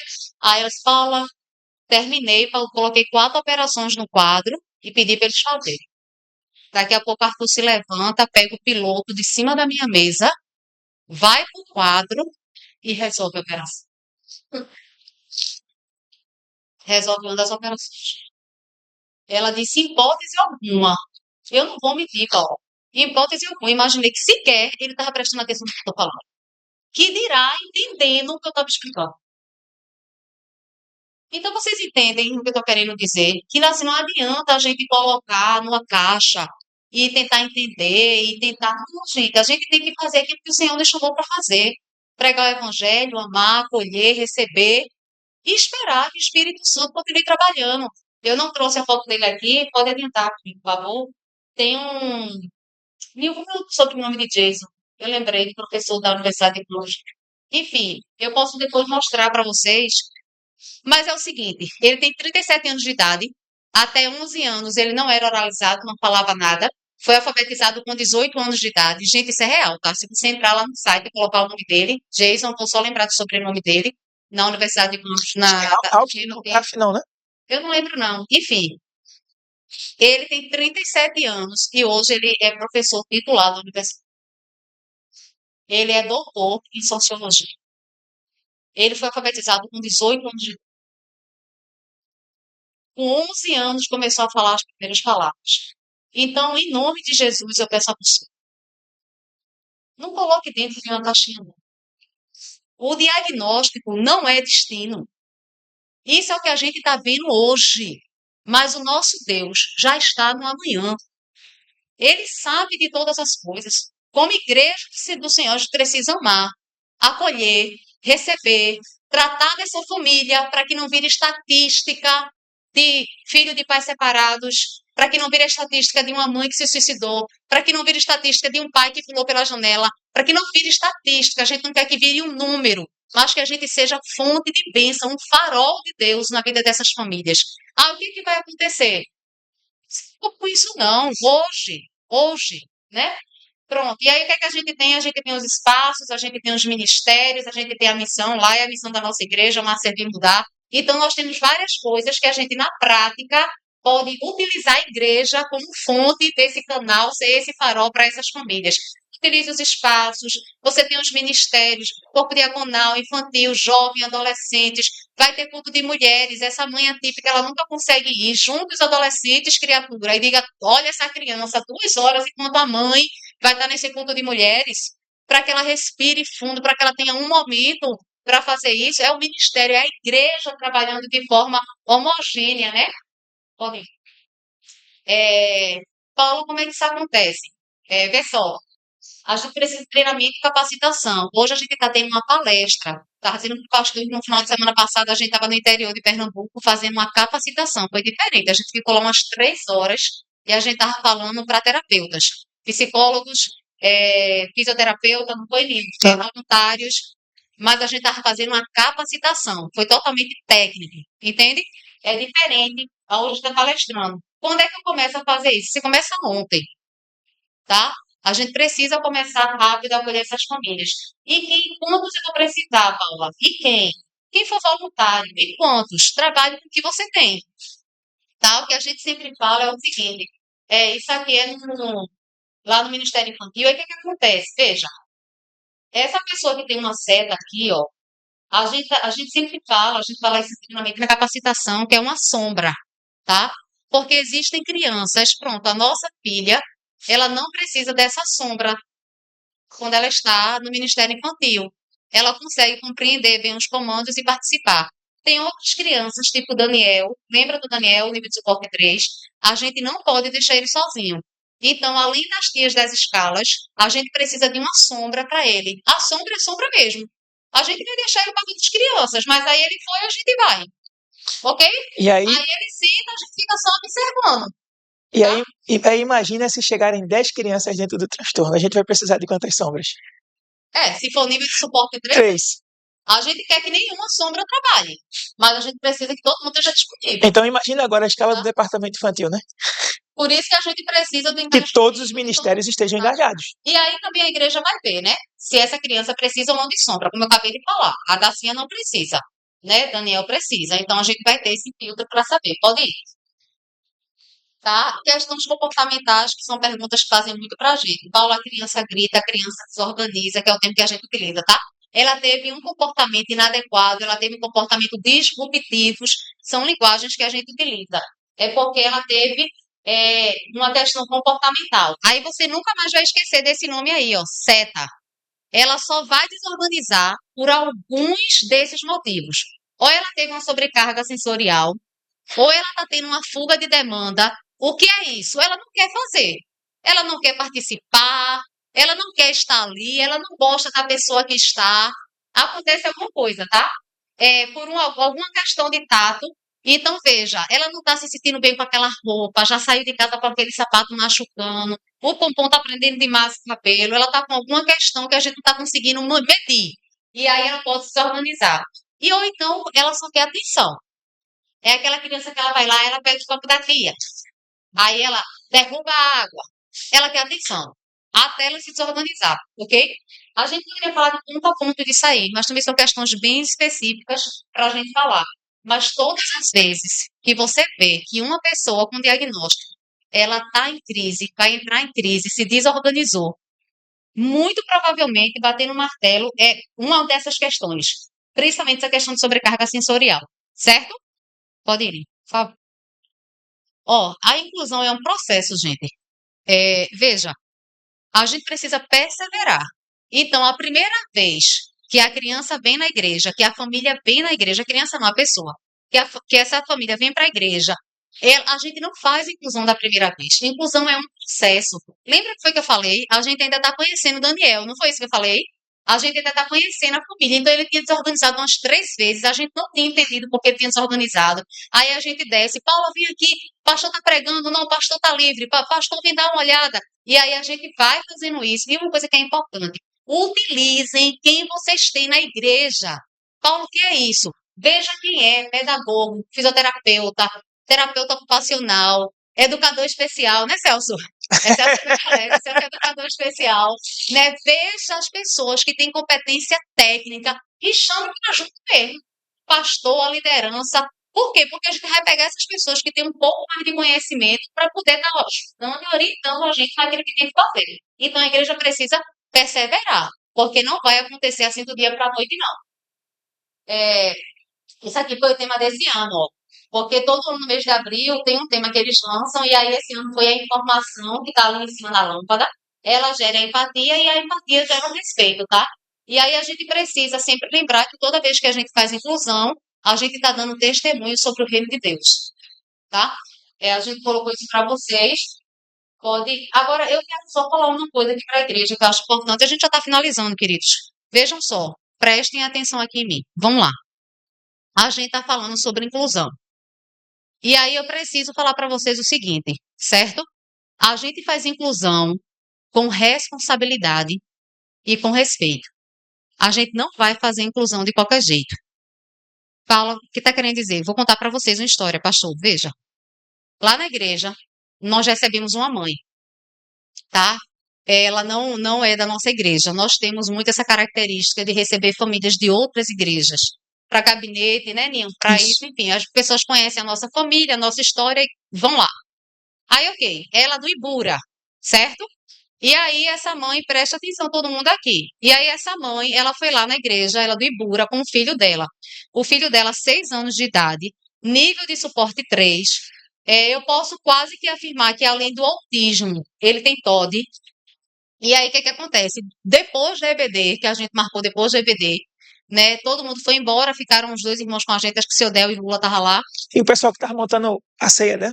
O material da ceia, Foi, a estava mesa da ceia. organizando o culto para ceia. Mas, enfim, o que que aconteceu no gabinete? Enquanto o Nil conversava com a mãe, eu ficava com a criança, para manejar o comportamento. Enquanto eu conversava com a mãe, Ninho ficava com a criança para manejar o comportamento. A criança não ficou um minuto sozinha.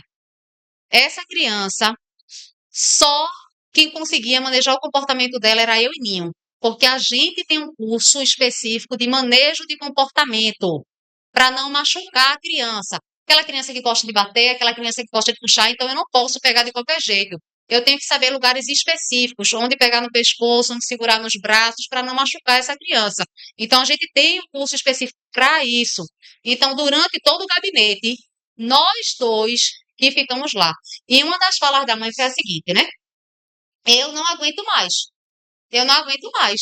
Não suporto ficar com ele. Eu trabalho todos os dias para não ficar com ele. E ela falou desse jeito, tá? Jesus está aqui, ele sabe. Não suporto. Então eu saio de casa, deixo ele no hotelzinho para chegar de noite, porque se eu passar o dia inteiro com ele, ou eu vou para cadeia, porque eu vou matá-lo, né? Ou então eu vou me matar. Mas eu não aguento ficar com ele, então eu prefiro entregar ele no hotelzinho. Não aguento mais. As igrejas não recebem a gente, ele não é convidado para festa, eu não aguento mais. Essa foi a fala dela pra gente. E a gente deixou ela falar, ela chorou, ela dizendo que já tinha perdido 2 televisões, porque ele pegou o objeto e tacou na televisão, né, nos momentos de crise, e a gente lá com ele. Quando ela terminou de falar, eu falei com ela o seguinte, eu falei, querida, veja, seu filho faz terapia? Só. Ele está tomando alguma medicação? Não, porque eu não consigo, porque eu não tenho acesso. Eu disse, eu entendi.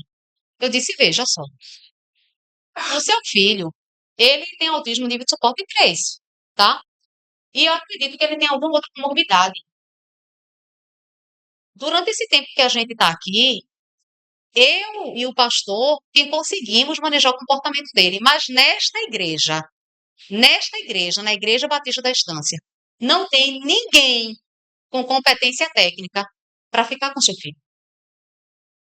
E por que eu estou dizendo isso? Porque eu não vou machucar nenhuma das tias, que eu posso fazer isso, e elas são voluntárias em Deus, amam a Jesus e fazem um trabalho voluntário. E eu nem vou machucar o seu filho, porque elas não sabem lidar com ele. Veja a sua fala. Você disse assim: eu não suporto ficar com ele. Aí eu perguntei: por que que a igreja tem que ficar? Por que que a escola tem que ficar? O seu filho precisa de ajuda, mãe. Ele precisa de ajuda. Ele precisa de terapias. Ele precisa ser medicado. Ele precisa de acompanhamento. Quando tudo isso começar, você começa a ir para os ambientes sociais com ele. Para a igreja, para o shopping, para a escola. Ele não estava estudando. Não foi, Nilo? Ele Isso. só ficava no hotelzinho. Você começa a ir para os ambientes sociais com ele, mas até o comportamento dele estar estabilizado, não tem condições. Porque ou ele vai se machucar, ou ele vai machucar alguém. Por que que eu estou dizendo isso para vocês, queridos? Porque a gente não vai fazer inclusão de qualquer jeito. Agora, a gente não deixou essa família sair de lá de qualquer jeito. Porque ela disse que não tinha acesso a nada. A gente disse, ok, a gente vai te dar a vara. A gente mobilizou algumas pessoas, um dá 20, outro dá 10, outro dá 30, outro dá 20, 10, 10, 10, e a gente conseguiu a consulta com o neuropediatra dela. Porque nós somos igreja de Jesus. E a gente não poderia sair desse gabinete e ficar com braços cruzados, vendo uma situação dessa. Mãe solo, ela. Sim. Ele de 6 anos e um filho de 18. Levantamos o dinheiro da consulta. Ela foi para a consulta, precisou dos remédios. Eu corri atrás de uma ONG que tinha lá em Porta Larga, se mudou de Porta Sim. Larga, não está mais lá em Porta Larga, porque ela não tinha condições de pagar terapia. E no SUS a gente sabe que é muito difícil. E aí a gente foi tudo atrás disso. E ela disse, irmã Paula, começou a fazer terapia 2 vezes na semana, mas só foi 2. Mulher, ele nem fazia. Me ajude. Ô, criatura, leve ele as 2 vezes na semana. E aí começou a tomar medicamento. E agora o que é que eu faço? Eu disse, agora você vai para os cultos que tem menos pessoas. Lá na sua igreja, lá no Ibura. Para você não estar pegando Uber, ônibus, nem nada. Vá para os cultos. Então, quais são os cultos? É o culto de oração. É aquele culto mais ameno, mais tranquilo, tem menos gente, né? Que deveria ter mais, mas tudo bem, né? Aí tem... Pula essa parte, pula essa É, parte. mas ok. Aí tem menos pessoas. Leve ele para esse culto, para ele começar a se habituar, saber que vai ter que ficar sentado, observar as coisas, não tem muito som. Depois, leve ele para EBD. É um culto que tem um pouco mais de gente, até que você consiga levar para o culto de celebração, que é o de domingo de noite.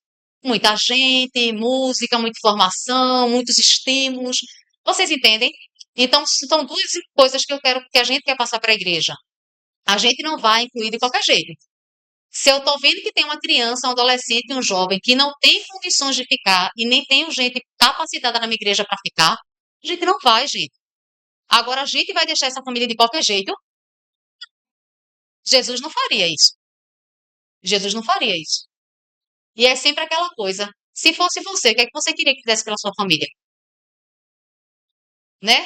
Então a gente sempre se coloca no lugar, né? Com a gente nunca vai dar errado. A gente diz sempre, então, o que é que a gente pode fazer?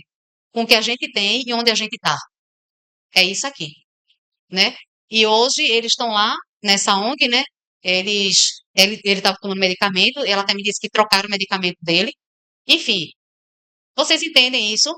Porque é um processo que a gente precisa estar atento, né? Pode ir, a gente está finalizando, tá, gente? Ó, a gente precisa, né, praticar empatia. Alguém já ouviu falar em capacitismo? Capacitismo? Não. Vou falar aqui rapidinho, tá? Quando a gente fala capacitismo, a gente está falando termos pejorativos que eu utilizo uma outra pessoa, tá certo? Então, aquele menino que é diferente, aquele menino meio retardado, meio esquisito, Doidinho, né? Às vezes até doidinho, doidinho. doidinho, aquela menina, sabe, que parece um coelho que sai pulando por aí e tal, são termos pejorativos. Então, quando a gente fala de capacitismo, se você não souber o que falar nem como lidar, aí a gente não fala, entende? Mas se a gente já evitar de ser capacitista, vamos lá, na prática, a gente tá fazendo uma ação na igreja. Rapaz, tu visse pra Maria, Maria nem veio participar com a gente, tá dando uma de João sem braço, tá? Ó, presta atenção. Quando a gente tá dando uma de João sem braço, a gente tá dizendo que Maria tá preguiçosa, ela tá fazendo corpo mole. Só que deixa eu dizer pra você, João, que não tem um braço, ele não entrega tudo que ele tem que entregar, porque ele tem uma deficiência física. Ele não tem os dois braços como eu e você temos. Ele não tem a mesma capacidade física que nós temos. Por isso que ele faz as coisas um pouco mais lento, por isso que ele faz as coisas um pouco mais devagar. Não é porque João tenha preguiça ou esteja fazendo corpo mole. Então, quando eu digo, a Maria não veio porque tá igual. Esse João é qualquer pessoa que tem deficiência física, tá, gente? E que não tem um braço. Eu tô sendo uma pessoa capacitista, ok? Então, a gente tem que ficar muito atento. Eu tô falando contigo o tempo inteiro, tu tá surda, é? Aí tem uma pessoa com deficiência auditiva atrás de você. Ah, Paula, mas ela não viu. E o pai dela que tá do lado? Entende? Então, são termos que a gente evita utilizar, tá? Então, quando a gente não sabe, a gente prefira não fazer o comentário. Lembre-se que elas também têm sentimentos, ok? Todos os dias são bons para vocês? Não, né? Não é só lá em casa, não, né? Pronto. Nem todos os dias são bons, tá? Eles são dotados de sentimentos. Então, eu oriento todos os terapeutas de Hadassah. No dia que ela disser que não quer, que ela pega o iPad e faz, não quero. Eu digo, brinque com ela. Vou brincar. Não são todos os dias que eu quero.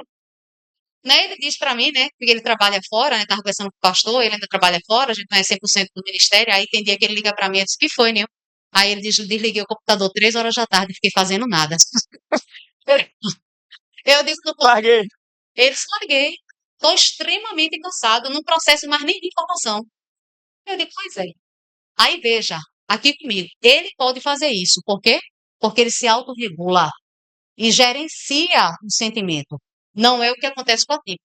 Então, a típico está lá no Ministério Infantil e a tia tá. Faz atividade, ele já deu todos os sinais que ele quer, ele vai se organizar. Porque ele não quer fazer, ele largou. Ele não quer mais. Ele só não sabe dizer. Está na terapia. E o terapeuta tá, só mais essa, vermelho, amarelo, branco, vermelho, amarelo. Aí desorganizou. Largou, ele não quer mais, entende? Então a gente precisa respeitar, porque são pessoas que têm o quê? Sentimentos, gente. Tem sentimentos, tem desejos, tem vontades, e a gente precisa respeitar cada um na sua individualidade. Tá caminhando já pro final? Pode ir. Pula também essa, que agora é o momento das dúvidas. A gente deixa esse slide um pouquinho, porque o pessoal fica aí. Ah, gente, a próxima passo terapia, deixa eu dizer para vocês. É um espaço de terapias que a gente tem lá em Cavaleiro, tá? Desde que eu parei de trabalhar, a gente abriu em 16 de julho Do ano do ano passado. passado, né? Nenhum não trabalha lá, só quem trabalha sou eu. Pelas manhãs, eu levo as meninas para a escola e vou atender o terapeuta. Aí, à tarde, eu vou com a Dacinha para terapia e quem atende é uma outra amiga. Aí, hoje lá a gente tem outras amigas, né? E Aham. Hildo, que é o fonoaudiólogo. Aí, hoje a gente tem fono, tem psicólogas, duas psicólogas. Diana e eu é neuropsicopedagoga, né? E Hildo é fonoaudiólogo. E aí, volta, Nil. Acho Foi tu, que foi? saiu da. Ah, saiu? Foi. É, Voltou. pronto. Aí ali é o Instagram da igreja, como eu falei para vocês, somos bem pequenininhos, ali na Avenida Recife. O nosso, e ali o da Próxima Passo Terapias. E a gente vem tentando, a nossa ideia de abrir o espaço é a gente tentar atender o maior número de pessoas com maior acesso, porque o tratamento é muito caro. A nossa filha faz um tratamento hoje, tem uma equipe que nós montamos a equipe depois do conhecimento que temos, mas porque o tratamento dela é judicializado, tá? Nós tivemos que judicializar. Então, com um ano, né? Passou um ano para liminar e agora fez um ano da sentença, para a glória de Deus. De fato, foi um presente do Senhor, né? E então o tratamento dela é judicializado, porque entendam, nenhuma pessoa, ninguém, tá? Quando eu digo é ninguém, ninguém consegue manter um tratamento, é caríssimo. Eu lembro que na época que a gente judicializou o nosso pastor, tinha um desembarcador no mesmo grupo, né? O neto dele com autismo e ele era uma das pessoas que estava lá judicializando o plano, né? A família toda dessa linha jurídica de procurador, desembargador, a gente conheceu ele, mas que também não consegue pagar o tratamento. Para a gente ter ideia, tá? De como é. É só Então, hoje a gente. para vocês entenderem valores. No mínimo 35 mil até 110 mil mês. Aí a gente conseguiu baratear Tá? aqui a DASA, porque hoje a DASA, por exemplo, né? A aba, a DASA não faz com ninguém, né? Tratamento comportamental. Como nós dois somos na lista de comportamento, nós retiramos o aba de ADASA e a gente acompanha, né, Nil? Sim. Junto com a acompanhante terapêutica dela, a questão do aba dela, né? Quando eu digo ela não faz propriamente dito, né? A gente vai mais pro aba naturalista, tá? É Né, uma Nil? das técnicas que a gente também utiliza na igreja, né? Isso, É usar o ambiente social para isso, que você possa dar à criança demandas e funcionalidades para que ela assim compreenda o que é que está sendo falado. Então, é, a gente usa dessas técnicas para isso, quê? Para que ele aprenda, né, o que a tia do departamento infantil ou o Ministério de Jovens e Adolescentes queira transmitir. E ali a gente vai fazendo essa troca e essa troca vai gerar com que essa criança, ou esse jovem, ou esse adolescente, essa pessoa, ela possa assim aprender, né, de uma forma bem eficaz, né, diferente daquilo que se a gente pegar o normal para todo mundo, ele não vai conseguir é. entender. Aí hoje a gente faz isso, né? Não é que ela não faça propriamente dita, ela faz a aba naturalística, né? Junto com Diana, né, Nilson, Sim, ambientes sociais, sabe? E, enfim, aí conseguimos montar a equipe, né? A gente isso. conseguiu diminuir esse valor, até com a intenção também de diminuir a carga Acho do que plano de saúde, que às vezes a gente fica pensando, é, né, Nil? Não pode acontecer nada do plano de saúde, né? Ele tem que continuar aberto. Porque se ele não tiver, como é que vai ser o tratamento dela? Então a gente usa de forma consciente, né? Então a gente conseguiu montar ali uma forma de diminuir esse custo também. e mesmo assim ainda continua caro. Mas ainda assim continua caro. É isso. Só para deixar claro, né? É exatamente Então, isso. assim, mas por que a gente está dizendo isso, tá? Porque existem dois tipos de autismo, né? Tem o autismo daquelas pessoas que têm condições de acessibilidade Isso e é daquelas que não têm, isso é um fato. Então, nós como igreja, nós vamos lidar com as pessoas que têm condição e também vamos lidar com aquelas pessoas que não têm. é, Então a gente vai ter que aprender a lidar com todos os níveis, né? Porque vai chegar para aquelas pessoas que o filho já faz terapia há muito tempo, e isso. chegar aquela pessoa que o filho não faz. E aí a igreja tem que ter esse olhar clínico para quê? Para poder saber como agir, se realmente aquela criança vai poder iniciar ou se não, como vamos fazer. Então isso é muito importante. Ela não é oralizada. Ela funciona pelo sistema de comunicação. Então, em casa, por incrível que pareça, a gente não utiliza muito CAA. Por quê? Porque desde pequeno, quando nós descobrimos, nós envolvemos a família. Então, Esther, ela também é participante disso. Então, ó, a gente precisa ajudar a Darcy. Então, Esther vai ajudando a Darcy e é tão interessante que elas mesmas se comunicam. Elas têm uma forma prática e muito simples de se comunicarem. E às vezes, quando a gente reclama, aí quando eu reclamo ou a mãe reclama, ela grita: Té, Té, como quem diz, vem me socorrer. Vem me socorrer, né? Aí eu digo, vai apanhar as duas. Aí, ó. Então, assim, uma tem 12 e a outra tem 8. Então, o que é que acontece? Não quer dizer que elas não se engalfinhem, mas, na grande maioria das vezes, há uma comunicação da qual a gente sempre vai dizer o seguinte, ó, a Daça, ela precisa da sua ajuda. Esté, ela entendeu isso e sempre faz com que as coisas fiquem mais leves. Né? Então, ela já passou por muitas situações, assim como nós passamos, e aí a gente louva a Deus pela vida dela, mas também porque nós instruímos ela a isso, porque sabemos que a comunicação entre irmãos, ela já é um pouco complicada. Por quê? Porque, querendo ou não, a gente cria uma sensação de concorrência. Tá? Então, a gente estava comentando que logo no começo, Esté chegou a dizer para a gente, mãe, pai, o senhor acha que eu também não tenho autismo? Isso que acontece. Como é o nome dela? E Letícia tem quantos anos? 20? Pronto. Deixa eu dizer uma coisa para vocês. Isso que acontece na escola de Letícia não é acolhimento. Escute aqui para vocês aprenderem. Isso não é acolhimento. Isso chama barreira atitudinal. Né, Celso? Isso não é acolhimento. O que é isso? Barreiras atitudinais é quando a gente pega uma pessoa com diagnóstico, uma pessoa que tem uma dificuldade, e a gente coloca ela no lugar limitado e de vítima. Não, levanta não, eu pego água para tu. Oxe, mas ela não anda, levanta, pegue água. Ok? Oi? É outra coisa, é diferente do capacitismo. Barreira atitudinal é diferente do capacitismo. Então a gente utiliza, está dizendo que está sendo acolhido, está fazendo acolhimento, a gente não está fazendo. A gente não está fazendo acolhimento. Por quê? Em momento algum a gente pode fazer isso. É tipo, vamos supor, minha filha na sala de aula. Ela vira para a atendente terapêutica dela e faz quer ir no banheiro. A atendente terapêutica ignora ela. Porque ela é atendente terapêutica, ela tem que falar com a professora. E ela é tão esperta que ela já chega lá na professora, na tia Ângela, aí faz, eu quero banheiro. Aí ela já pode ir. Ela não é a professora dela. Peça a professora, como todos os seus colegas pedem a professora.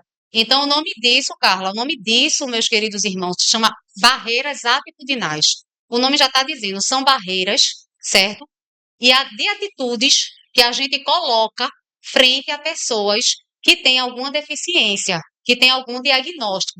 E isso começa pela família. A família, muitas vezes, coloca essa pessoa que tem um diagnóstico no lugar de vítima, no lugar de incapaz, no lugar ai, tadinho, já tem um diagnóstico. E eu acho que um diferencial da nossa família é esse. A gente não trata da assim. Entendam, a gente respeita os limites dela. A gente sabe que ela tem autismo. A gente sabe da apraxia de fala. Mas a gente não a trata de forma diferente de Esther. Vou explicar. Ela é castigada, igual a Esther, tá? Do jeitinho que dá para fazer com ela. Ela tem que esperar como Esther espera. Ela tem que ficar na fila como Esther fica. A gente trata ela. Se a gente não puder comprar para Esther, a gente não compra só para ela, porque ai, ela tem autismo. Não. A gente trata as duas exatamente iguais. E essa questão já aconteceu com Esther, gente. Vê só. Quando a Daça começou a fazer as terapias, eu estava falando para o pastor que a gente explicou tudo para ela e disse assim a ela: Esther, sua irmã vai para as terapias, ela precisa de ir para a clínica, porque ela tem um autismo, ela precisa se desenvolver, porque ela cresce diferente de você. E quando eu terminei de explicar tudo, eu e o pai dela, foi que ela disse: e por que eu não vou? Eu digo, meu Jesus, veja que situação. Aí, resumindo a história, até hoje ela faz psicomotricidade com a Daça. Psicomotricidade são terapias, né, feitas, na maioria das vezes, por profissionais de educação física que trabalham o psicomotor, a relação psicomotora, certo? Movimentos amplos, movimentos finos. E aí, o que é que acontece? A Esté, até hoje, vai para terapia de psicomotricidade com a Tassi. E ela acha massa, minha gente, é tão engraçado.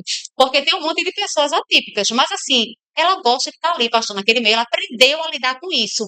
Então, a gente leva ela para terapia de psicomotricidade. Então, 2 vezes na semana ela vai para terapia, tá? Com a Daça. E às vezes elas estão lá no quarto e eu escuto os gritos de Adassa. Aí Esté disse, mas é para você guardar também, porque eu não vou guardar sozinha não, minha filha.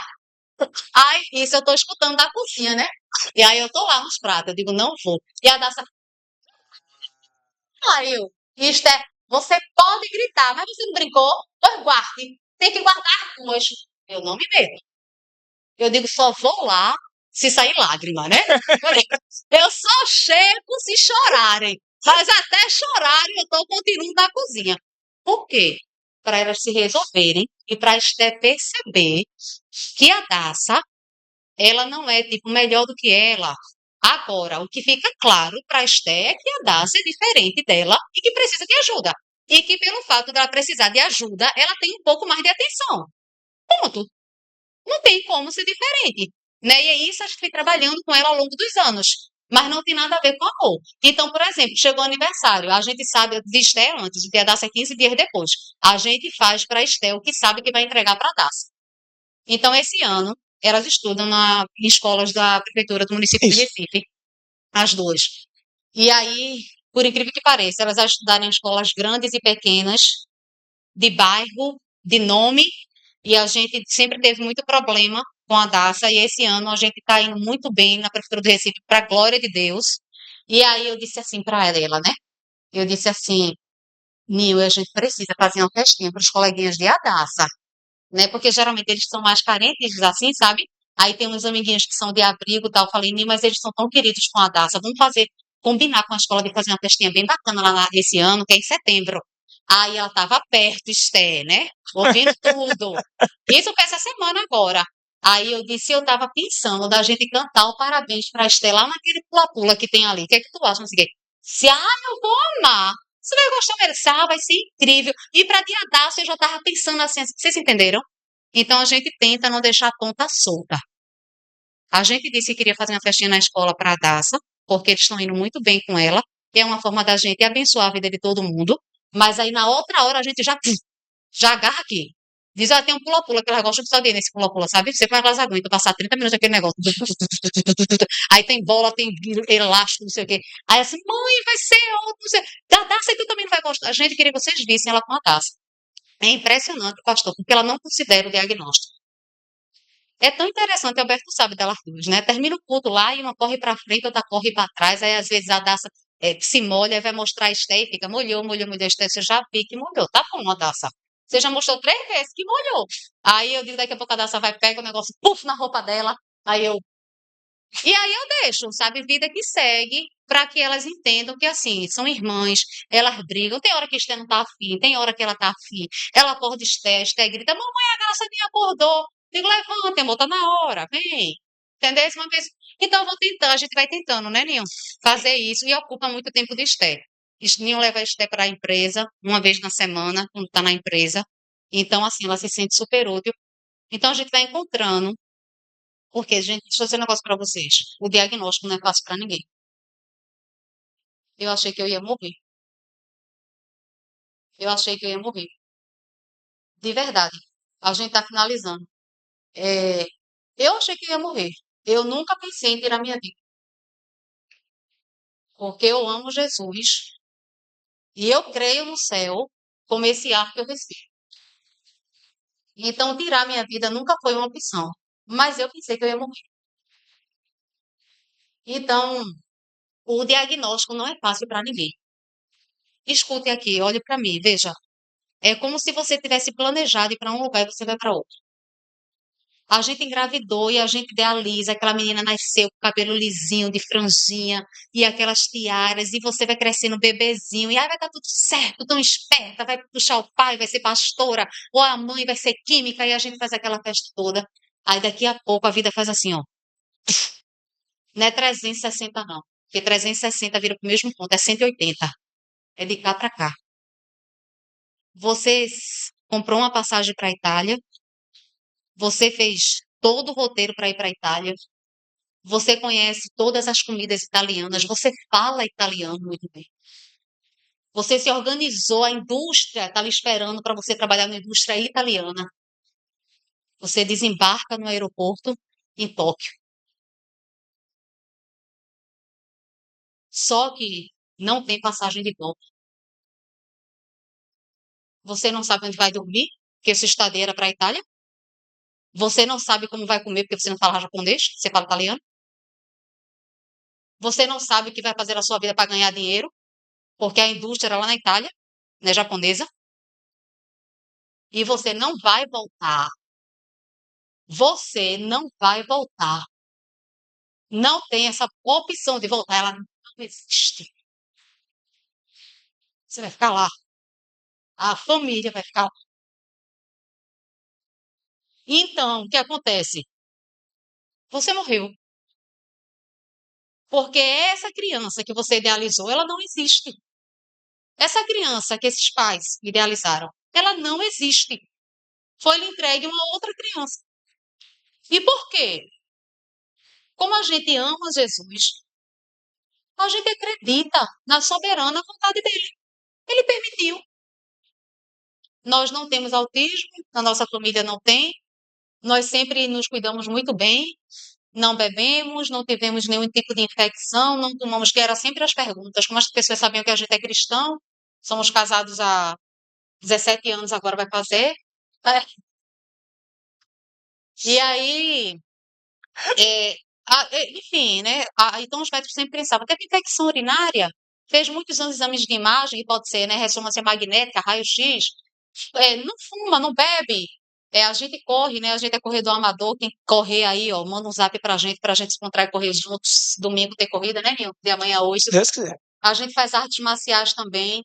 Então, assim, o que eu tô querendo dizer? Que os fatores externos, que é a epigenética, pra gente também é um ponto fora. A genética também, teoricamente, eu não sei, as gerações muito passadas também é um ponto fora. Então, é a soberana vontade de Deus. Por algum motivo, ele permitiu que a Daça chegasse, e eu estava dizendo para o pastor que nós somos outras pessoas depois dela. A nossa família é outra. Nós somos outras pessoas. Para a gente não existe, não é uma opção não ter a Daça. Não é uma opção. Ela é nossa. É ela que a gente quer, é ela que a gente tem. É ela. É ela, não tem. Né? Esta é ela. Então, mas o diagnóstico não é fácil. E não é fácil para ninguém. Não é fácil para a gente, que é os pais. Não é fácil para o irmão. Não é fácil para a avó. Não é fácil para o tio. Não é fácil para a igreja. Não é fácil para ninguém. Mas a gente precisa aprender a lidar com ele. Então, lá em casa, com irmãos, a gente trata desse jeito. A gente tenta seguir, deixando para a Esté clara a situação. A gente não mente nada para ela sabe de tudo. Mas a gente tenta também estar na normalidade, respeitando os limites de Adassa, o mais que a gente consiga e possa. E aí, um detalhe só que é importante, tá? Geralmente as pessoas fazem essa pergunta, né? Qual é o nível de suporte? E aí, deixa eu dizer uma coisa pra vocês. Autismo é autismo. Entendeu? Não vá nesse negócio que, porque é leve, porque é moderado. Porque não existe mais, né? Nível 1, 2 e 3. Mas antigamente era leve, moderado e severo. Não vá nessa não, porque vão ter limitações. Lembra daquelas 3 limitações globais? Então, geralmente, quem tem o que é dito leve sofre mais pressões. Por quê? Porque, teoricamente, ele acompanha. Teoricamente, ele está ali. Mas só ele sabe a pressão que ele passa para poder socializar. Só ele sabe a pressão que ele passa para poder vivenciar. Então, vocês puderam entender a amplitude da qual o espectro ele se encontra, né? E como nós temos, né, situações a resolverem como igreja.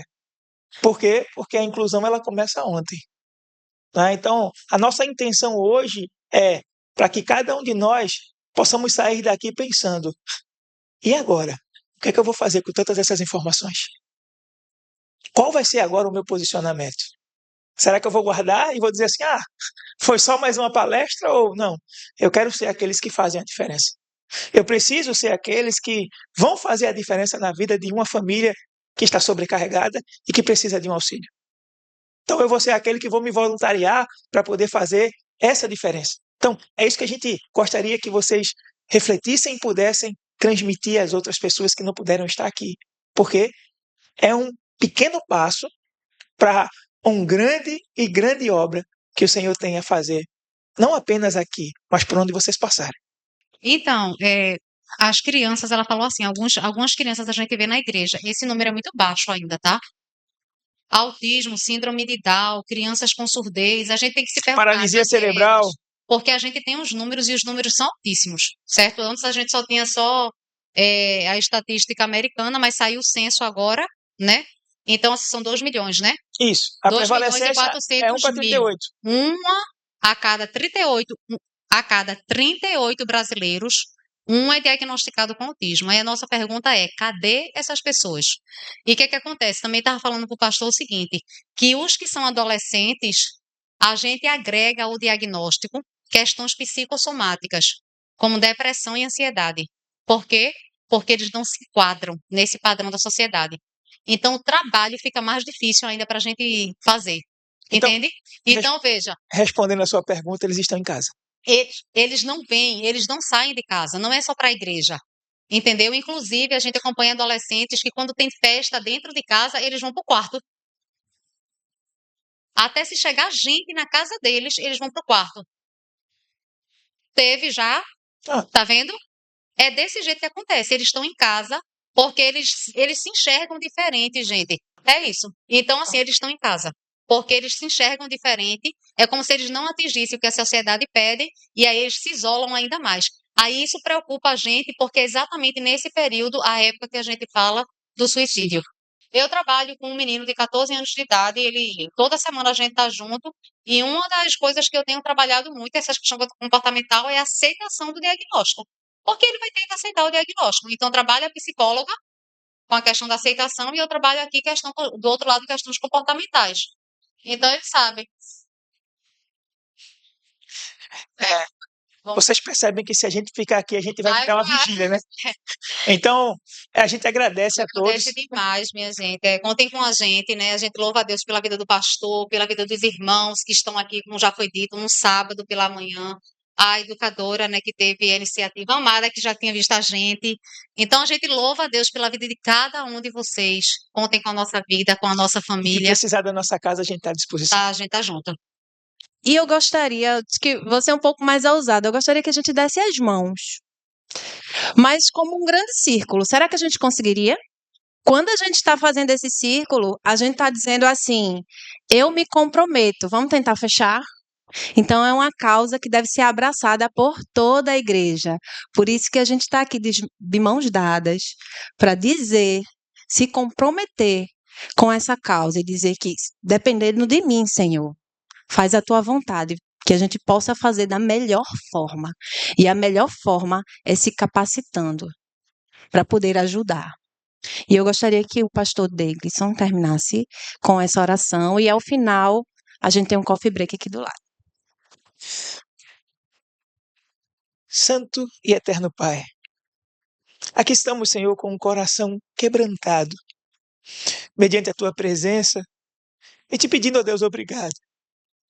Obrigado porque o Senhor se utiliza de cada um de nós neste posicionamento para sermos, Senhor, receptáculos da tua glória, para transformarmos, Senhor, a vida de outras famílias que precisam, Senhor, deste apoio, que precisam, Senhor, de consolo e que, como já foi dito aqui, não saem de casa por diversos motivos.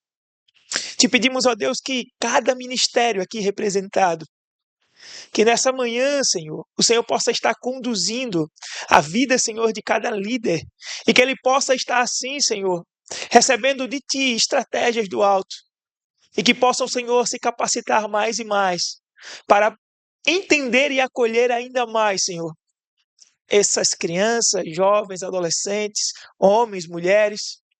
E eu te peço que a tua potente mão continue estendida e que haja, Senhor, um florescer extraordinário. Pois sabemos, Senhor, que onde há 2 ou 3 reunidos, o Senhor está presente. E aqui estamos no mesmo propósito, crendo que aquilo que podemos fazer, nós estamos nos levantando e de mãos dadas, dizendo: estamos aqui, envia-nos a nós. E aquilo que nós não podemos, temos a certeza que o teu Espírito Santo já está a fazer por nós. É o que te pedimos e desde já te agradecemos. No nome de Jesus Cristo. Amém e amém. Em nome da igreja, a gente diz muito obrigado ao pastor Deglison Brito, a Paula, e a gente louva a Deus pelo que ouviu hoje e que a gente entende que é um passo daquilo que estará sendo definido na sequência para que a gente possa estar mais bem preparado para essa tarefa que é de expressão do amor de Deus. Então, louvado seja Deus por tudo